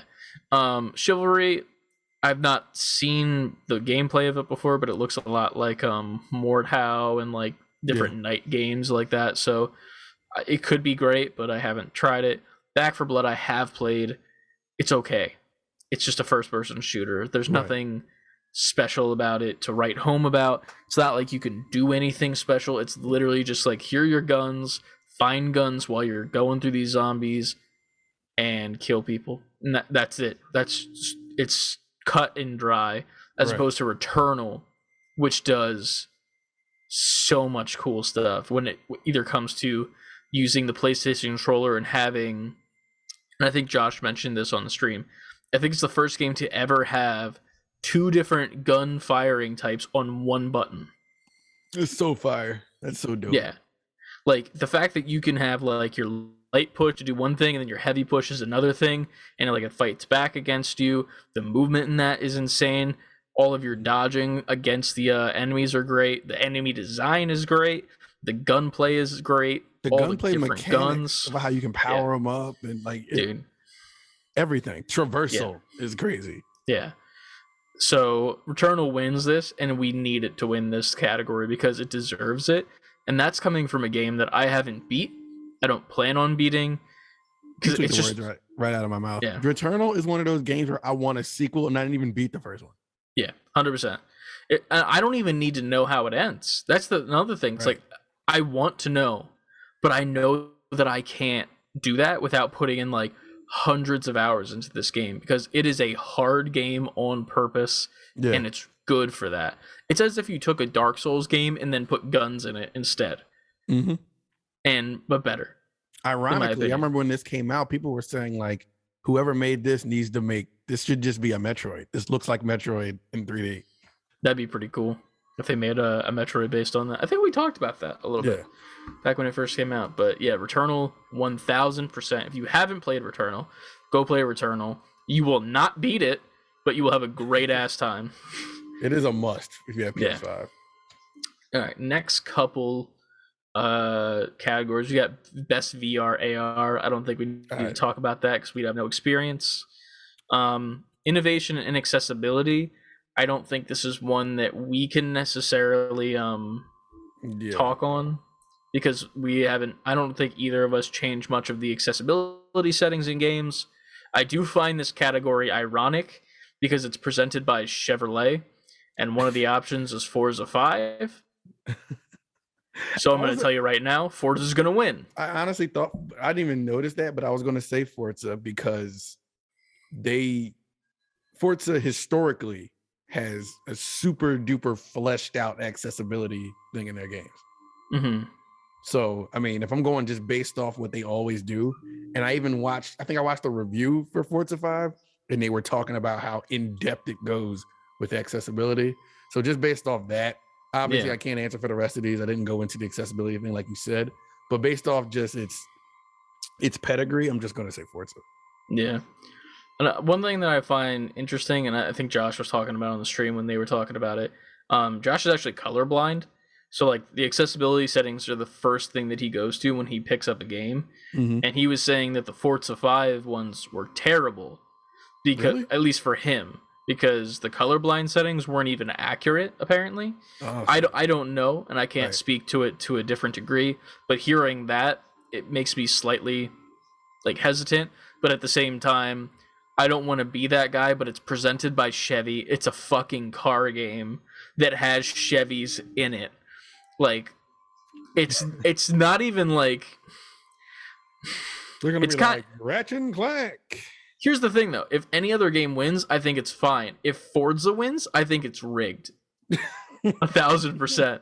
Because that's just not okay. You cannot present something by a car company and then have a car game in there and have it win, dude. You just see the head of Chevy on stage and the micro with Phil Spencer just handing the dude like the cartoon money sack with the dollar sign on it. And then they have a car on stage so they could show it off because that's what they always fucking do with these stupid games. But I guess we'll do best community support, maybe. This one's all you. I don't know anything about. I'm thinking like it's pretty much like the devs speaking to their community of players. The players community. Yeah. So specifically, best community support, recognizing a game for outstanding community support, transparency, and responsiveness, inclusive of social media activity and game updates / patches. So this lineup, I also have mine 100% as well. We have Apex, we have Destiny 2, which is ironic as fuck because they are. I am so mad that I have the collector's edition of that game. Final Fantasy, I don't know the number, 14? 14, yes. Good job. Fuck yeah. Getting better. Fortnite and No Man's Sky. Who is the clear winner here? Really? No Man's Sky wins this 1,000%. Maybe I just don't know enough then. That game is a completely new game. Oh, yeah. It's completely new. It's not the same game anymore. There's multiplayer.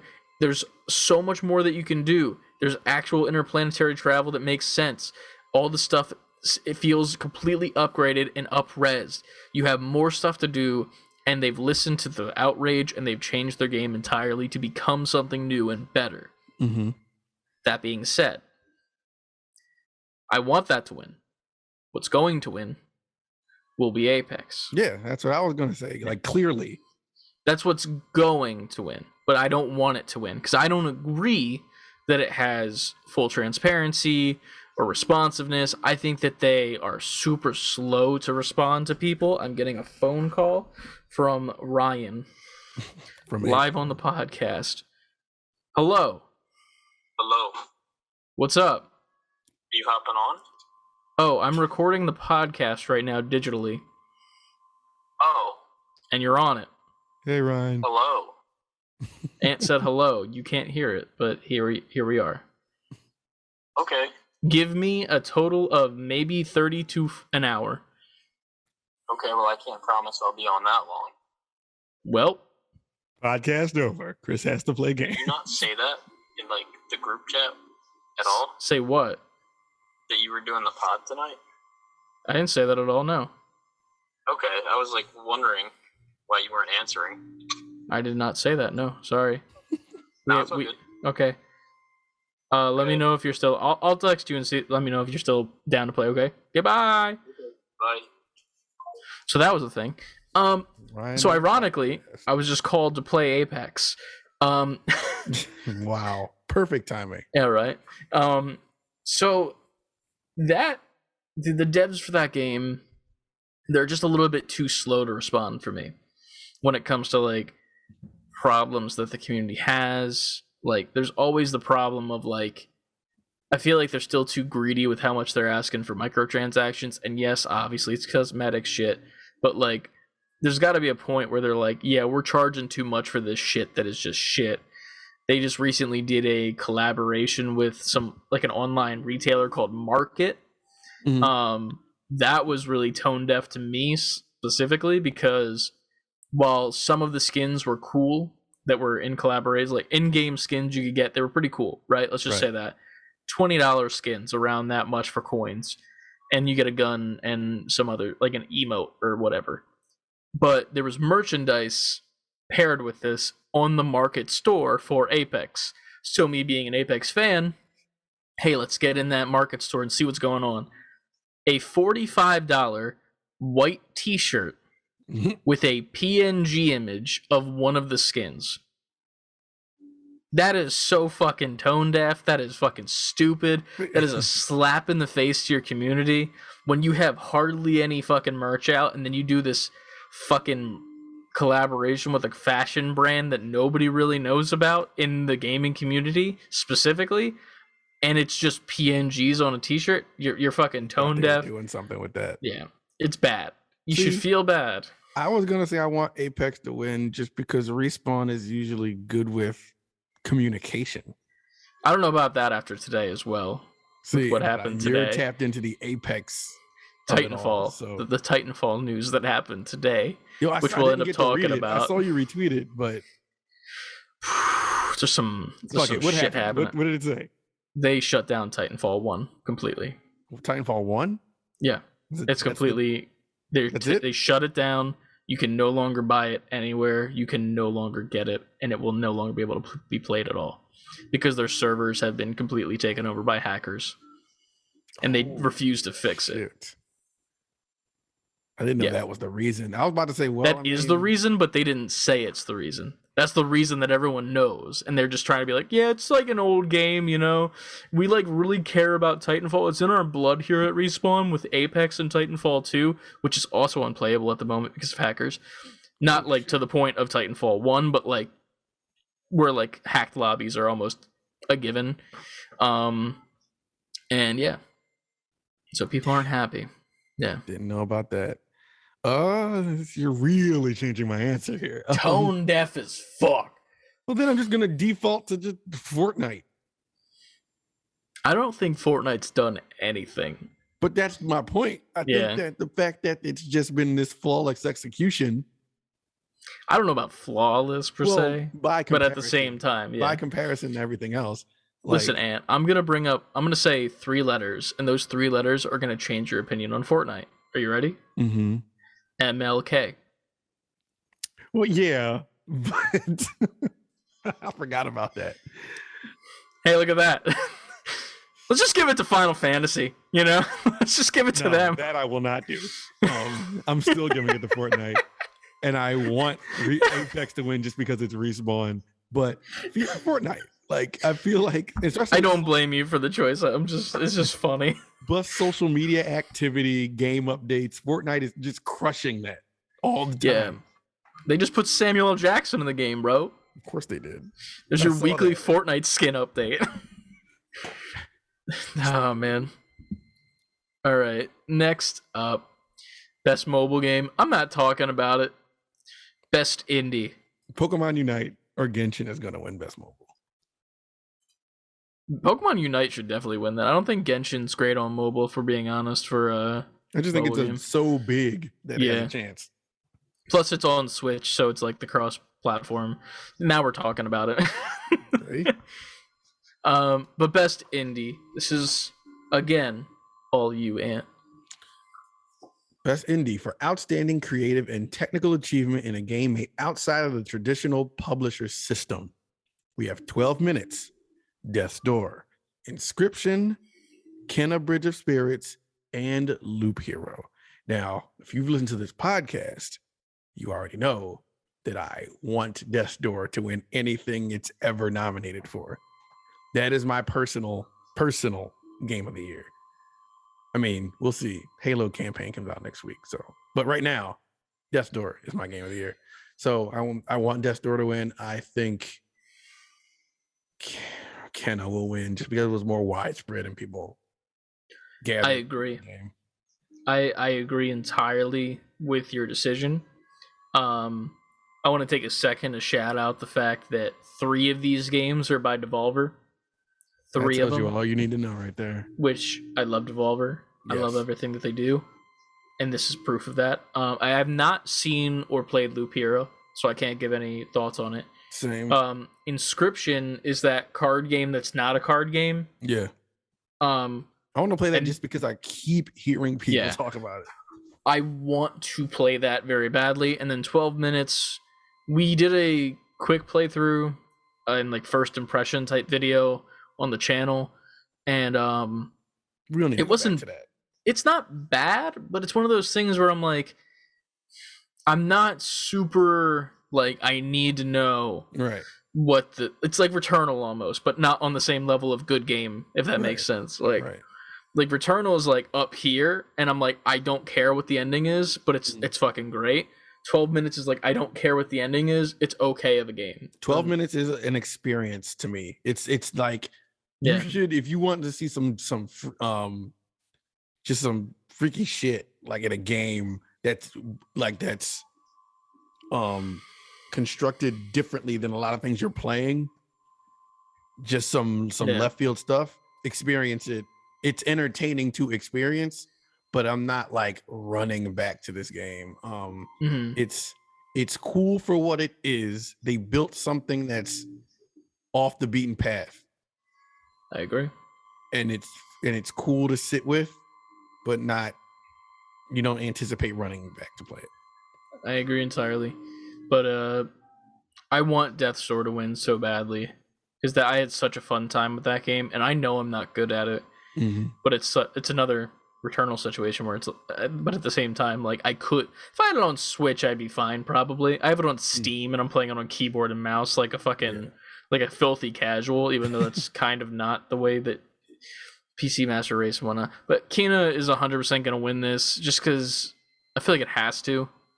Kena was an indie that was marketed like a first party Sony PlayStation. Like some AAA shit. Right. It got this AAA widespread commercial advertising. Like, that's why I feel like it's gonna win.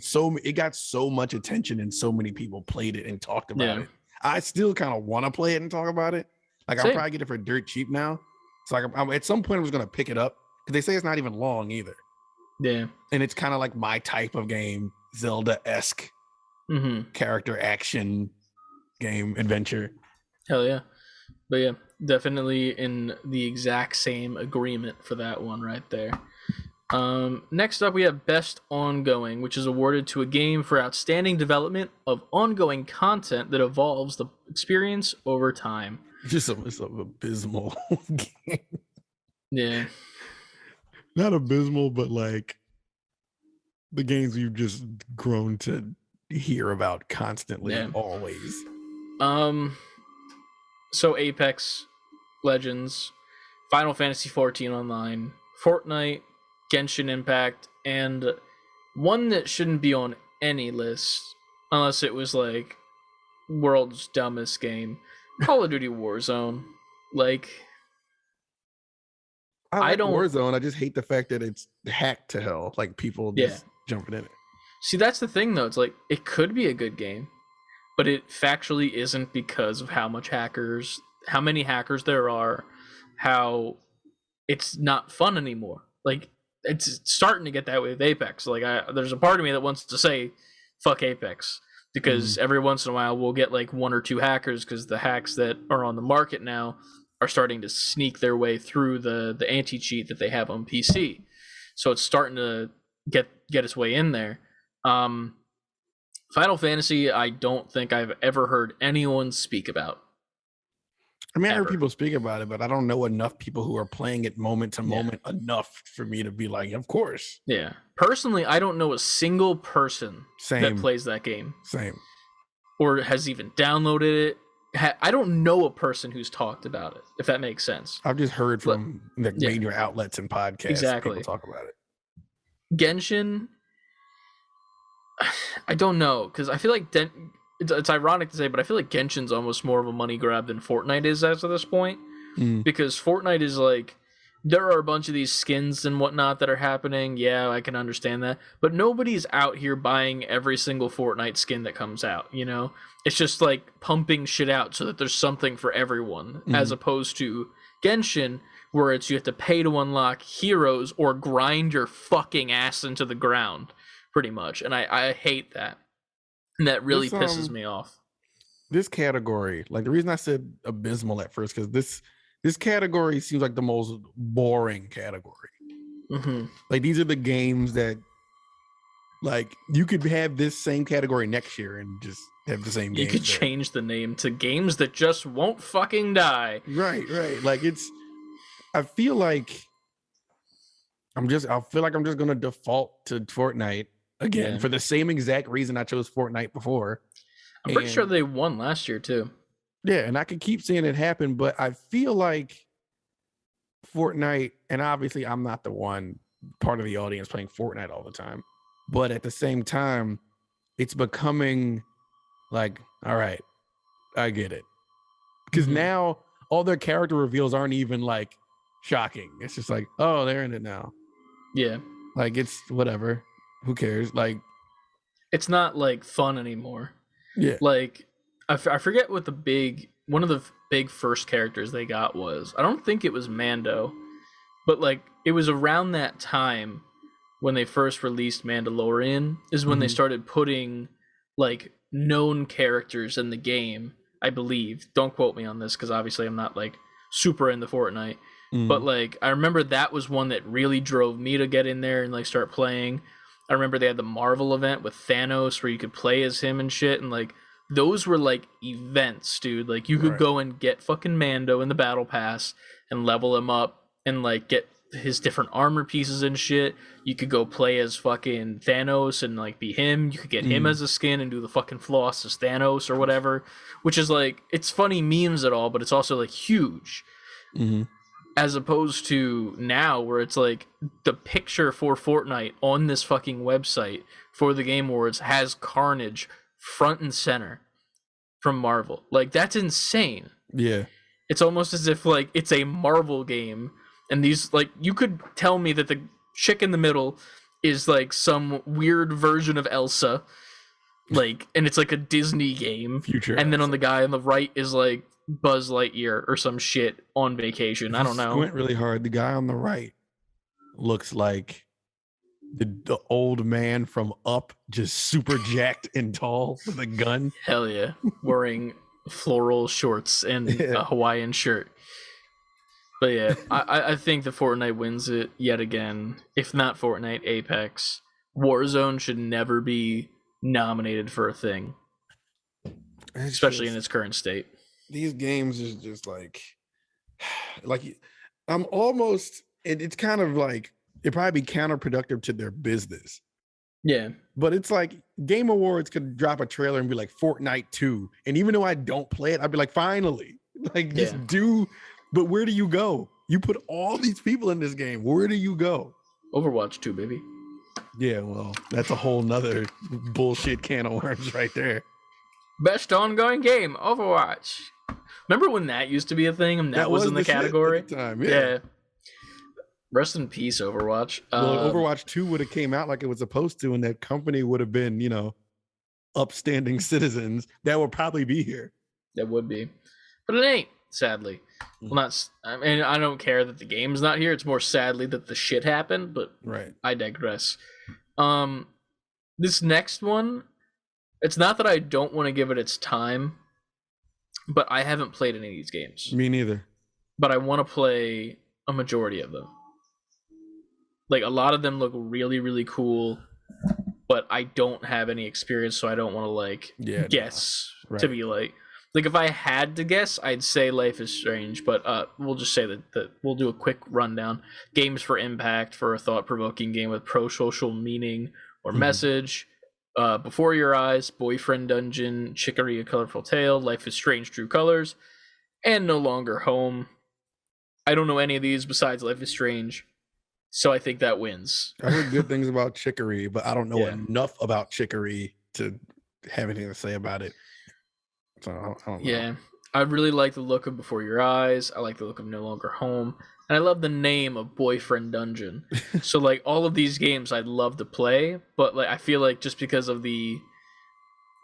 Like, if we put it in blatantly, one of these games had a commercial that was played on actual television. True. The rest did not.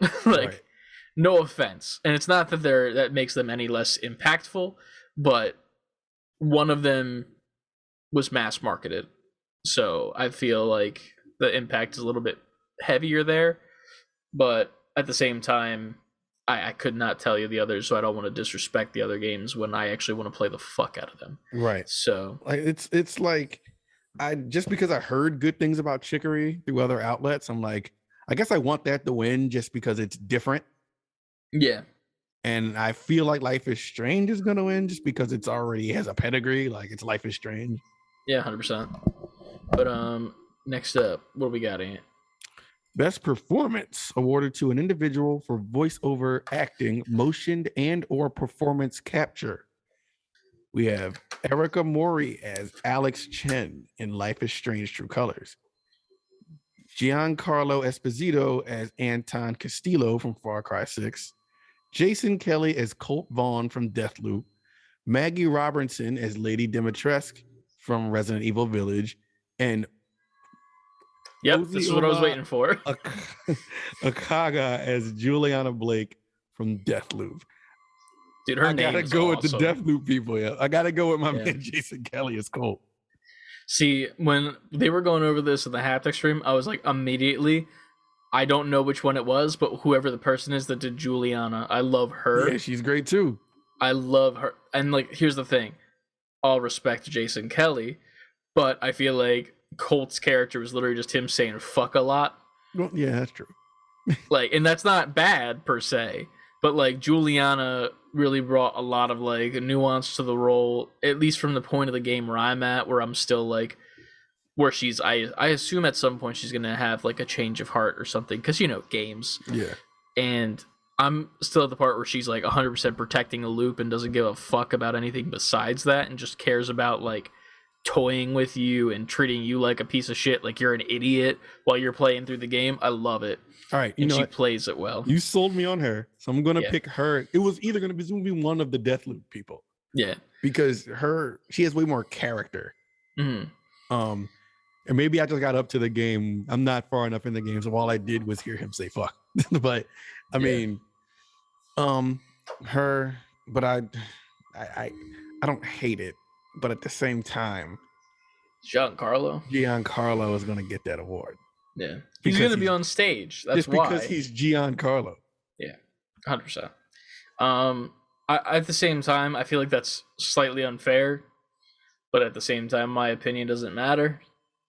In that sense, I just feel like, not that actors in Hollywood shouldn't be able to be a part of video games, but like, to this degree where it's literally just like, it's Giancarlo. Like, it's not, like, obviously, yes, he's playing the character of Anton or whatever, but, like, it's him in the game. It's his face. It's his voice. Like, he might have a slightly different accent, but it's him. Right. And there's nothing that, like, really changes that for me, as opposed to the 4 other people that look nothing like the character they played.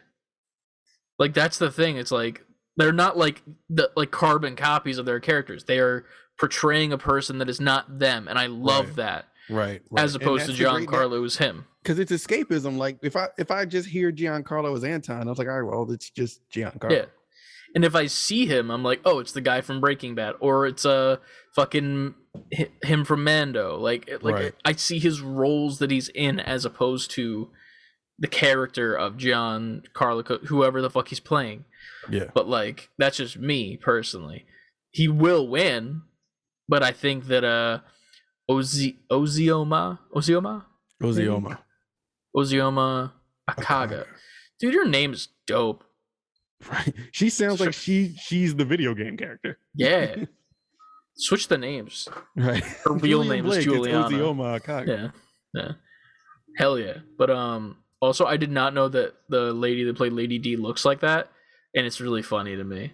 Not that it's like a bad thing, but it's just like comparatively, like blonde white woman compared to pale white fucking skin, Pale, like voluptuous, tall, lady. Like just like it's such a fucking switch up, which is so cool.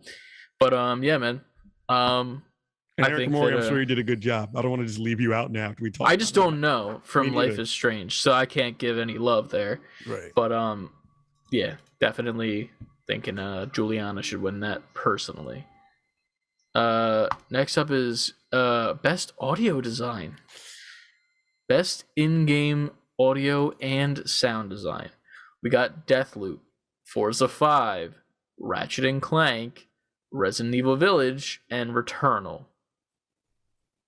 I have two that I want. I want Deathloop or Returnal to win. Returnal more so. This is kind of hard for me. I think Returnal was just so good though. Like it was constantly like eerie. There was like drips in your ears and like Returnal wet vines. Returnal, I want. Is it both? Because I want Returnal to win for sure. Yeah, but I don't think anything in here has better audio design than that. Ratchet's audio design was not bad. You could tell they like really did some work behind it. If I had to pick, or not necessarily want, but like that would be like my runner-up. Ratchet. Mm-hmm. Deathloop had some cool audio design. I just don't think it's going to win that award. Yeah, I think Forza is dumb for being in this because it's just cars going vroom. No, I mean, like those tunes blasting and those super but that's not characters telling you to do stuff. But that's not designed to me. Mm-hmm. You know, like that's like, oh, I bought this license for this song and here it is. Mm-hmm. Like it's the same for like I think it's next or the one after it for like best soundtrack. Like I think you're cheating if you paid for licenses for music. Even if it fits the game, I still think it's not like, oh, like, you know, not that it diminishes it any less, but like if a game has a full fucking soundtrack of originally composed music compared to a game that's like, oh yeah, here you go, fucking songs from the radio, you know, right, which is what Forza is, and like the cars and like the sounds that they make on like the water and like the gravel and like those two, sure, I get it, but like Returnal though, like that's like a bunch different. Yeah, it's something different, and it's better overall. Mm-hmm. It's just me. It's just me. No, I'm with you. I think I'm giving Returnal both for me. Yeah. Also, fuck Resident Evil. Yeah, I'm not. Why would I? I don't go there for audio design. I'm not to say that it was bad, but I'm not picking it over these other things. Yeah. Yeah. That's where we lay. Ironically, next is what, Ant? Best score and music. For outstanding music, inclusive of score, original song, and or licensed soundtrack. The Artful Escape, Cyberpunk 2077, Deathloop, Marvel's Guardians of the Galaxy, Near Replicant version 0.1.22474487139. Rolls right off your tongue. It's like a Kingdom Hearts game. That's still somehow easier to read. Aren't they supposed to like round it up like pi or some shit? Like what the fuck? Near Replicant version pi. No, like just like 1.23. You know, like round it up. You know, That'd be to the nearest cent at least, for fuck's sake. But so like I was making the point of last time, I don't think Guardians belongs in this category. I understand that it says all the or 80s licensed music and soundtrack. Yeah, because like, and here's the thing: there's also like an album in there that is completely like made from like a band called Star Lord, and that's how Peter Quill got his name, is from the band called Star Lord, which is not a real band. It's I get it, but like the 80s music and stuff like that, all the music that you licensed, I don't think that makes the game. It does make the game better. Fuck. I'm thinking about how to word this. I don't find that to be as impressive or as like worth an award than something like Artful Escape, which has been getting insane reviews and people are loving the fuck out of it for its use of music, or even Deathloop. Like, because Deathloop is like all this like jazzy ass shit. Yeah. Great like loading menu music. It's like 70s spy jazz. Yes. Cyberpunk even too, kind of, because and this is one that I'm not mad about having Cyberpunk in, because technically the score is like, I'm pretty sure it's all original. It's not like music from our time, because obviously it's in 2077. So all the radio stations and the cars and shit, like that's all new music. Like that's all created to be in a world that is so far in the future that we're not even there yet, which I think is insane. Yeah. So if Cyberpunk had to win an award, maybe Cyberpunk. In 2077, I'll be in my, what's that, fifth? We're almost at 2022, so we'll round up. That's 55 years. Yeah. Yo, I'll be 90.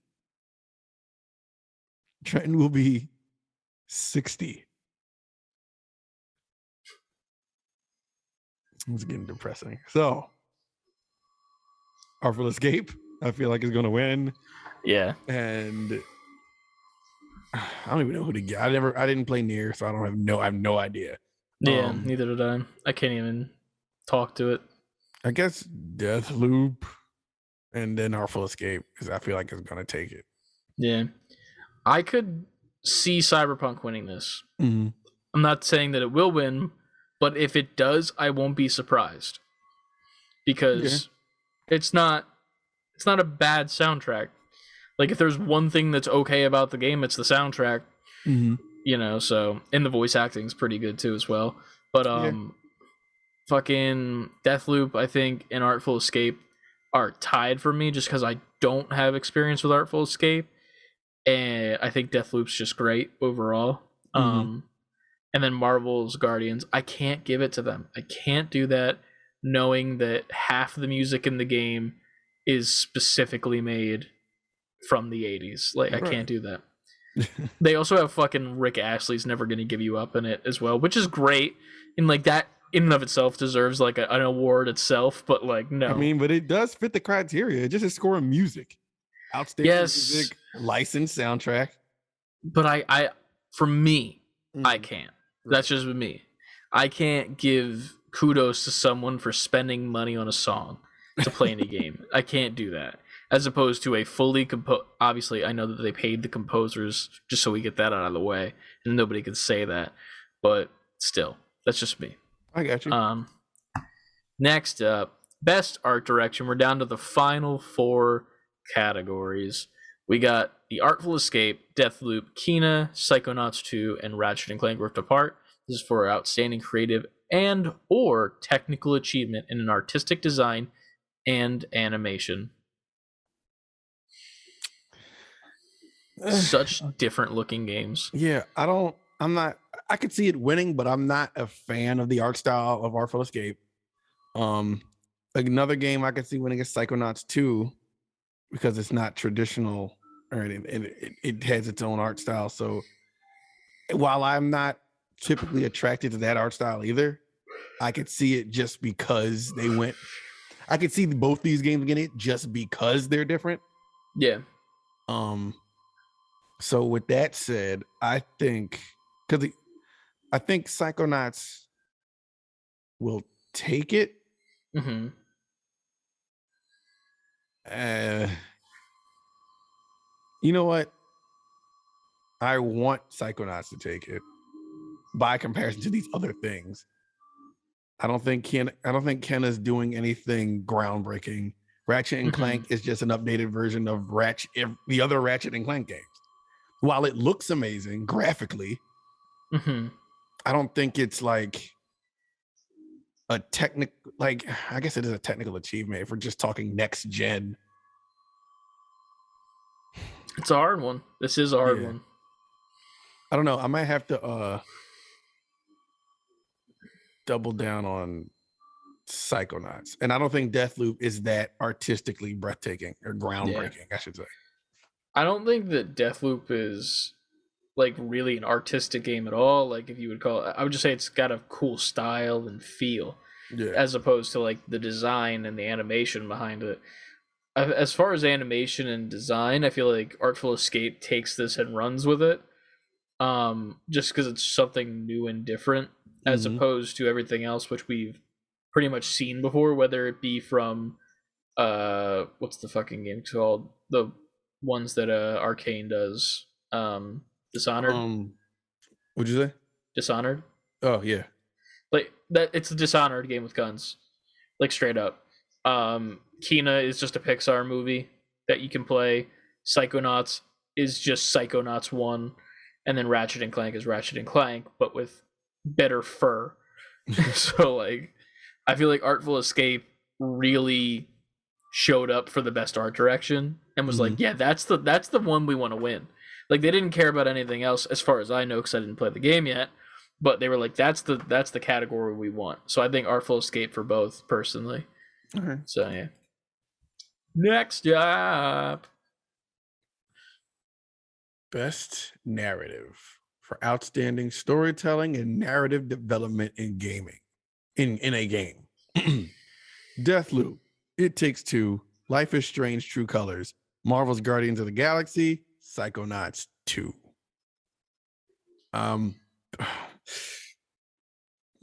Based completely on your impressions of the game, Marvel's Guardians of the Galaxy, I feel like should take it. I want them to take it. I feel like, as far as narrative development, that part, It Takes Two may win it, especially given how much people support that game. I agree. I don't know if I think that It Takes Two will win it, per se. I think that Marvel's Guardians of the Galaxy will take it, and I want it to win as well. For It Takes Two, I think the narrative, it's not bad or anything like that. It's just one of those things where comparatively, it's a very simple story of couple has fight, couple decides to break up, then weird magical thing happens, have to work together and fall back in love, pretty much. As opposed to Guardians, where it's like there are 5 different characters all dealing with their own shit. Layers. And like, you have to deal with that shit as Star-Lord with your team, and then also deal with your own shit all at the same time. And the way that they get where they need to go is so much, it's such a good time. It's also like heartbreaking at points. It gets to the point where you break down in tears sometimes for certain decisions you got to make and certain things that are happening on screen, because you become Star-Lord. You feel like you are Peter Quill, and like these moments have an effect on you, and you really want to feel it. And that's another thing with, I just feel like Marvel's Guardians of the Galaxy is like eons better. That's coming from a place where I haven't beaten Deathloop, but I also find that story extremely simple, even though there's a lot of stuff going on under the scenes, or else they wouldn't have a million different things to read. And Life is Strange, I'm sure, has a great narrative. Just because I from the experience of the first couple of games, I think there's 2 prior, I know what the story is, and they're great, but I think Guardians of the Galaxy, if I'm basing my knowledge of Life is Strange off those two games, I think Guardians of the Galaxy still comes out on top. So that's how I'm going to put that. And then Psychonauts, I don't know what the fuck Psychonauts is about. You couldn't ask me to tell you. I don't know enough about Psychonauts. I just hear it getting all these, oh, it's such a great game. Yeah. But I don't know anything about it. Gun to my head, I could not, until this game came out, I couldn't have told you that Psychonauts was this. I didn't know the first Psychonauts at all. Like, I never played it or heard of it when I was younger, so like I didn't know the first one even existed. But yeah, I think Guardians sweep with that one. Dope. Next up, we have the best game direction, in which the game is awarded for outstanding creative vision and innovation in game direction and design. Get used to hearing these names. Yes. Deathloop, It Takes Two, Returnal, Psychonauts 2, Ratchet and Clank Rift Apart. The clear winner that will win will be It Takes Two. Because I think it needs to for best game direction. The director of this game is fucking amazing. Yeah. He's a huge fucking meme for the Game Awards, like with the whole fuck the Oscars thing. This is a great moment to have him on stage just in case It Takes Two gets snubbed for other awards. Mm-hmm. And if not, it's just keep having him come up on the stage more and more the whole entire night, just accepting more and more awards. I think that one will win because of that reason. The innovation in game design is what's going to give that thing. Yeah. But at the same time, Returnal. Yeah, you took my next sentence out of my mouth. Yeah. Because that innovation in game direction was dope as hell, too. Yeah. Like, I think that Returnal deserves the win, but I want It Takes Two to win, and I think they will win also because that's just a great, like, it's like the storybook ending, you know? Yeah. Yeah. It just feels right, you know? It's like a cup of hot cocoa after you're out playing in the snow, you know? It just feels right. Cocoa, you know? After the snow. I only said that because in the picture that they're on a snow lift and my brain was there. But yeah, man, I don't think Ratchet did anything special. No. Don't know about Psychonauts. And then Deathloop, I think the game is interesting, not the direction of the game, if that makes sense. I think I think you can get lost in what Deathloop is trying to do. Yeah. There's too much, I think. Yeah. Like, it's a great idea. There's a lot of cool stuff in it. And it's very good game, but there's just so much there. Mm-hmm. You just get lost in the sauce too much and too often. Yeah, I agree. That's why I haven't gone back to it once, and I'm not anywhere close to finishing that game. Same. Yeah, but last but not least, what do we got? Number one, Burger King foot lettuce. Game of the year, recognizing a game that delivers the absolute best experience across all creative and technical fields. Man, these nominees just make me happy. It Takes Two, Metroid Dread, Psychonauts 2, Ratchet and Clank Rift Apart, Resident Evil Village. It Takes Two. This is what you think will or want?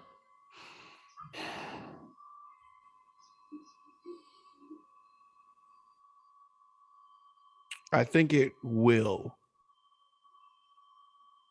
That's the storybook ending of the show. Yeah. Joseph Ferris comes up and just screams "fuck the Oscars" as the credits roll. You know what? I like that, though. I want It Takes Two to win. Yeah.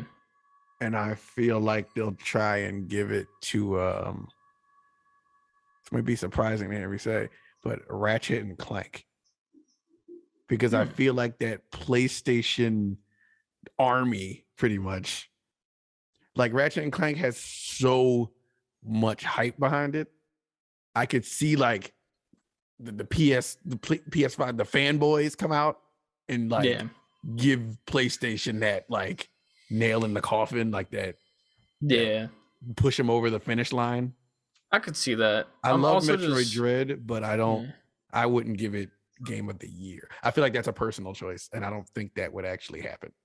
I don't know, man. I feel like, not to talk down on any games or say that they're not deserving, but like I don't know if I think that Metroid Dread deserves to be in the game of the year category. No, I wouldn't put it there. And then same thing goes for Resident Evil Village. Yeah, neither one. That's not even to downplay, like, because I understand that I don't like Resident Evil Village.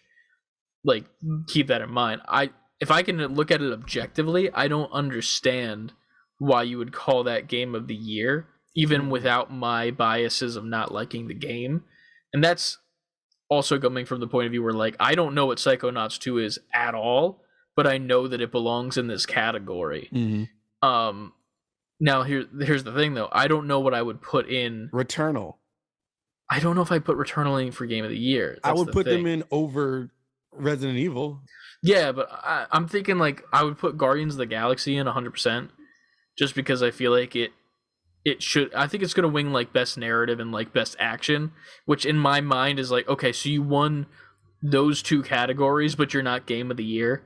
You know what I mean? Like, you're the best narrative and you have the best action, which is like the combat and everything inside of it. So you're saying it's a perfect game in my eyes.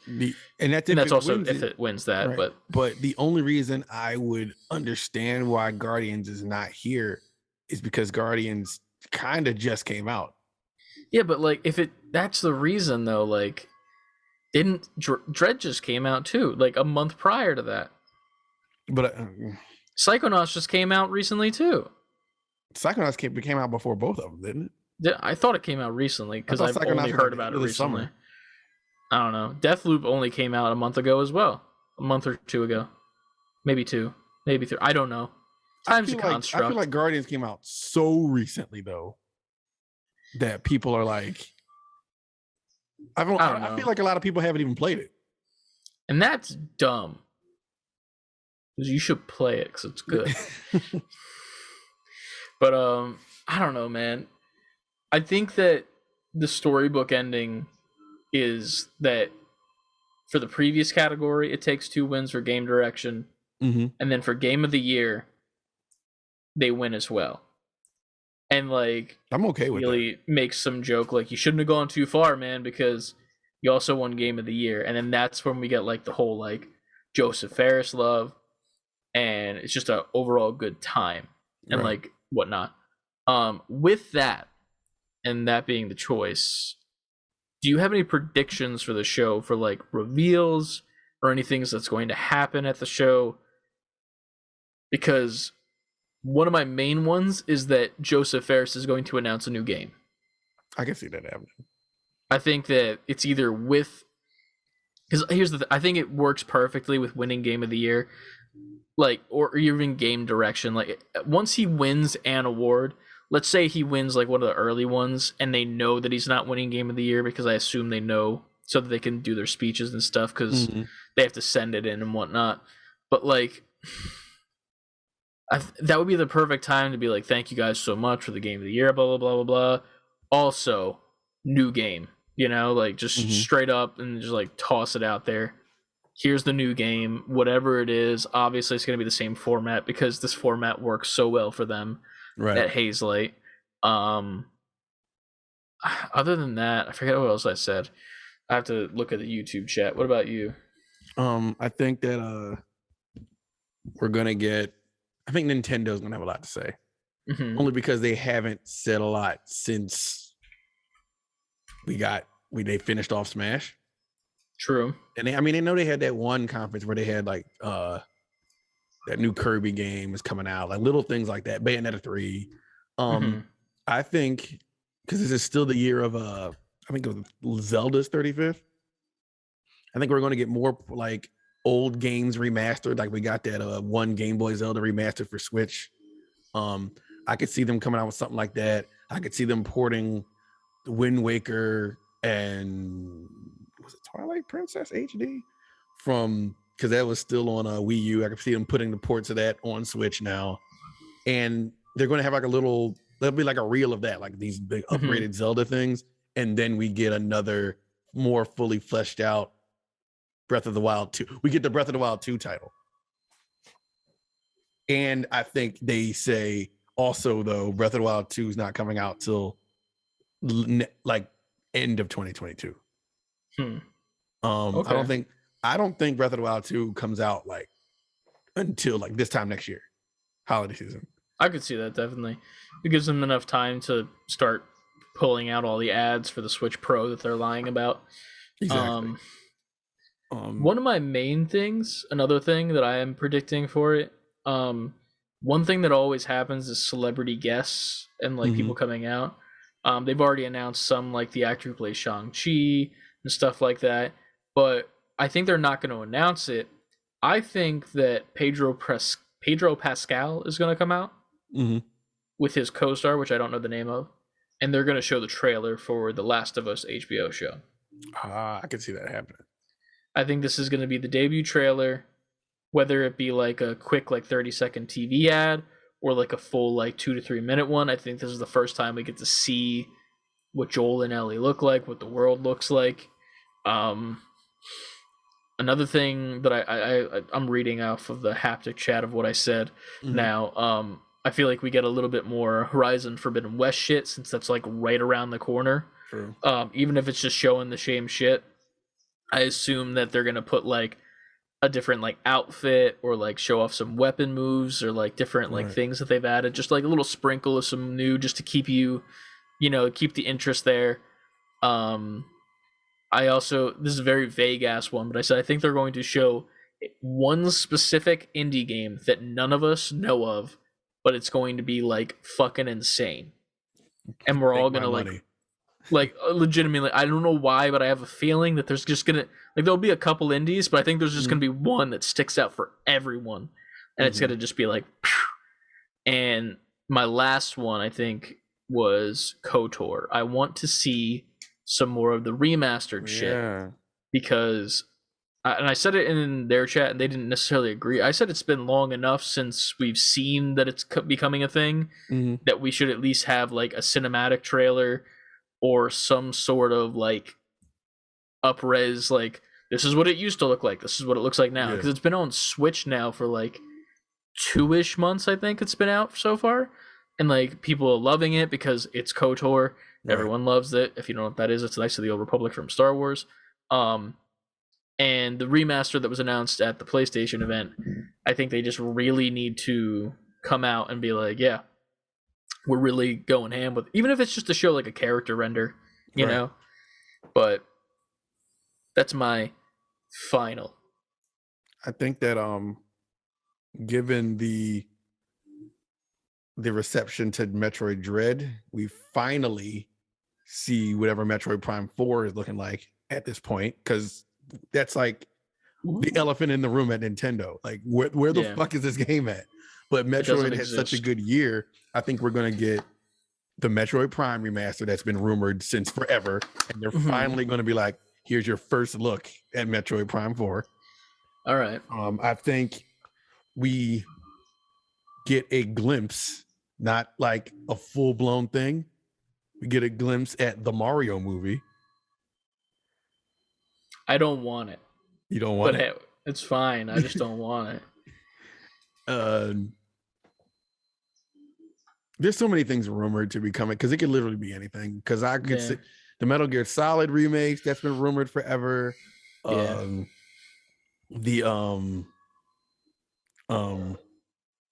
fuck, what is it called that I thought it was, but it turned out to be Spider-Man?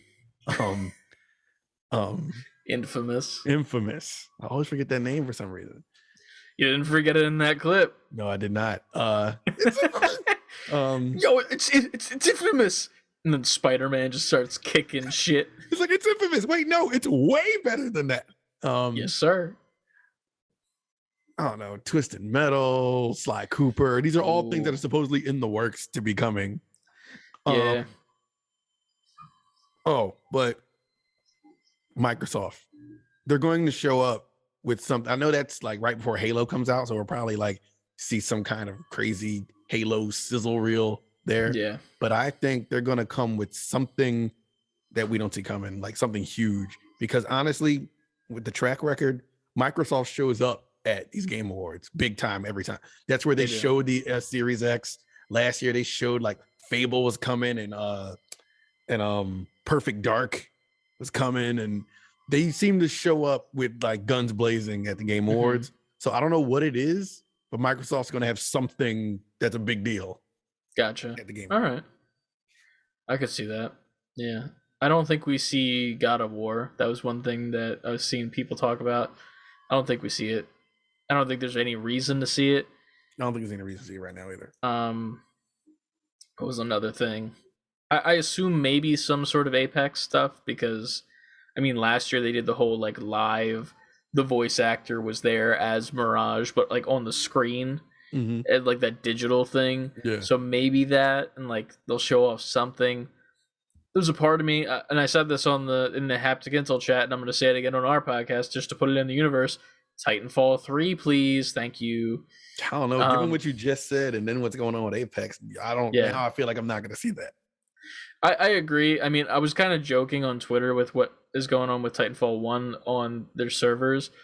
In the actual, like, it's ironic because it's kind of like a cyberpunk apology. It's just not yellow. Fucking, they put something about, like, we're excited to further expand on Titanfall in both Apex Legends and Titanfall 2, and in the future. So in my brain, I'm like, well, yes, obviously you're talking about Apex still going on, but Titanfall 2 is eventually going to die. Right. You can't just mean Apex, so Titanfall 3 confirmed. In my mind, that's what that means. But also, I'm just a wishful person wanting a game that is good. I'm all for it. Yeah. I guess one last one, I could see Nintendo expanding even more on their Nintendo Switch Online service. Yeah. They need to add more games, 64 and Genesis, so they'll probably add more games to it, and we might get like something else, maybe another system or a game that's only for that Nintendo Switch Online service. Okay. That'd be interesting. Something like that. I like that. Yeah. Overall, it's going to be an exciting time. We will be streaming it. We will. Technically, as of this exact moment, I don't believe we're official co-streamers yet. Waiting for the word. Still waiting for the word. We just got the sign up for the co-stream thing on the 9th, and I applied for it ASAP when I realized we got it. So hopefully we get that back soon. Even if we aren't official co-streamers, it's fine because we're still going to be streaming it because that's what we're going to do. That'll be on Thursday, next week's... What is it? Yeah, 9th. Next week. Yeah, next week. Next Thursday. What are we going to do for the podcast next Thursday? Like the one for the following week? I mean, like we would record this Sunday, right? Oh, and that would come out on the Game Awards, you know? Good question. But like we couldn't do the Game Awards predictions on the same week, you know? But we also don't want to miss a week of the games, you know? Like, I don't know. We'll have to come up with something creative, something clever to do. Maybe we'll just stream or something and have like a long stream. If you want to do that, we'll do like a long OG with the OG and the new G on the side. New G with the floozy. I don't know. You're a floozy now. You said it, not me. It is what it is. The truth hurts. Yeah, man. We could do that and then put that out Thursday. Fuck it. Yeah. I just live stream it and then just upload the VOD and some shit. But yeah, we'll figure it out. Either way, there'll be some sort of episode on Thursday for the Game Awards. We'll figure it out and we'll have it good for you guys. Even if we do just a quick update, like, hey, what we've been playing this week, some sort of news, maybe some leaks and rumors for the Game Awards. But we wanted to get the predictions out of the way a little bit early for you guys, just so you guys had our thoughts. What we can do, though, is you guys can tell us who you think is going to win all of these all these contestants in categories. That was the word. That was the word I was looking for. Yeah. You can tell us what you guys are thinking is going to win over in our Discord, over in our email, and you can. We'll talk about what you guys think. Yeah. Next week, we could do that on the podcast next week. Is what we think. That's a good one. Yeah. There you go. on the fly. We're doing it live. Make our but podcast not. for us. Yeah. Give us all of it. Do the content for us, guys. Oh, that's But, all right, perfect way to do this. Next episode is a mailbag episode. Mailbag. Flood us with questions. Flood. Id. You too. Yeah. I don't know if you exist still. Here we are. Yeah, we appreciate you guys for listening to this a little bit longer than usual episode, as it always is for the Game Awards. Yeah. And E3 and all those Johns. It's always a little bit longer. It's a little bit weirder because we cut in the middle, but here we are. Right. But we love you guys. Thank you for listening. You can find us everywhere on social media at Save the letter B, the number 4 quitting, over on Twitter, Instagram, TikTok, Twitch, and here on YouTube for the video version on Friday. And then you can also, I don't know if you guys have this or not, but if you guys listen to us on Spotify and you got that Spotify Wrapped, and you got us on your top 5 for podcasts, tag us and put it on your Instagram story or put it on Twitter and tag us and be like, yo, look at who's in my top 5. Yo, that's crazy. Wild shit. You know what I'm saying? Do that. And we'll repost your stuff and we'll show you guys some love. Check out our merch. Save before quitting fully spelled out.com. You can get the hat that Ant is wearing right here. It's really great. Nerdy gamer people, the NGP army, we appreciate you all. There's also just some regular old Save Before Quitting stuff. There's a new glitch design that's been in the store as of late. And then also there is the hedgehog design, which lovely thing that I found out the other day. Apparently, we now make more money on merch. What? Yes. I am hearing this for the first time live, ladies. I found this out like 20 minutes ago. And I just figured I'd wait and I forgot about talking about it. But yeah, we make a couple percentage more. Normally would make like fucking like $2-3 off a t-shirt. Now we make like $5 to $6. So hey guys, buy merch. If you'd like to support the show, and if you'd like to show us a little bit of love, you can do that. And you can see us at PAX Unplugged coming up this next Saturday, the Saturday after the Game Awards. We will be there. The 11th, yes. On Saturday. We will only be there on Saturday. We'll be walking around trying to find Xavier Woods. Yes. Contact us, Xavier Woods.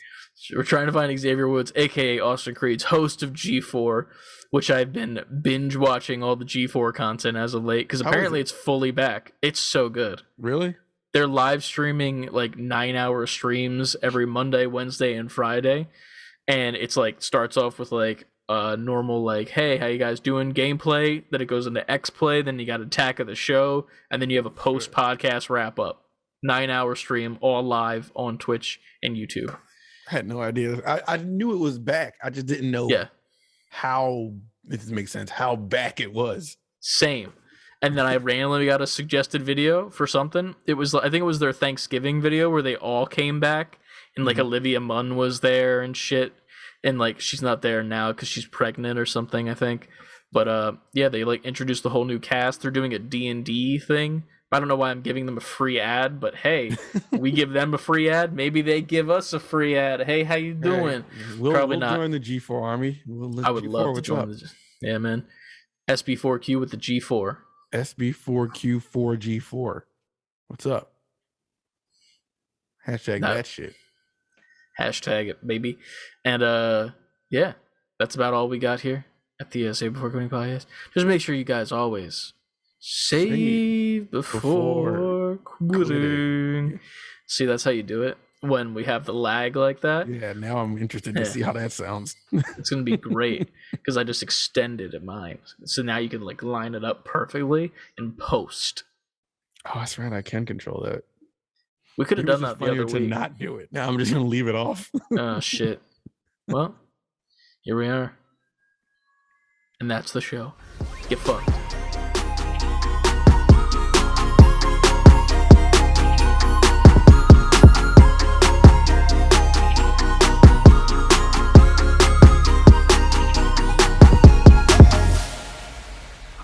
Get fucked. Famous last words.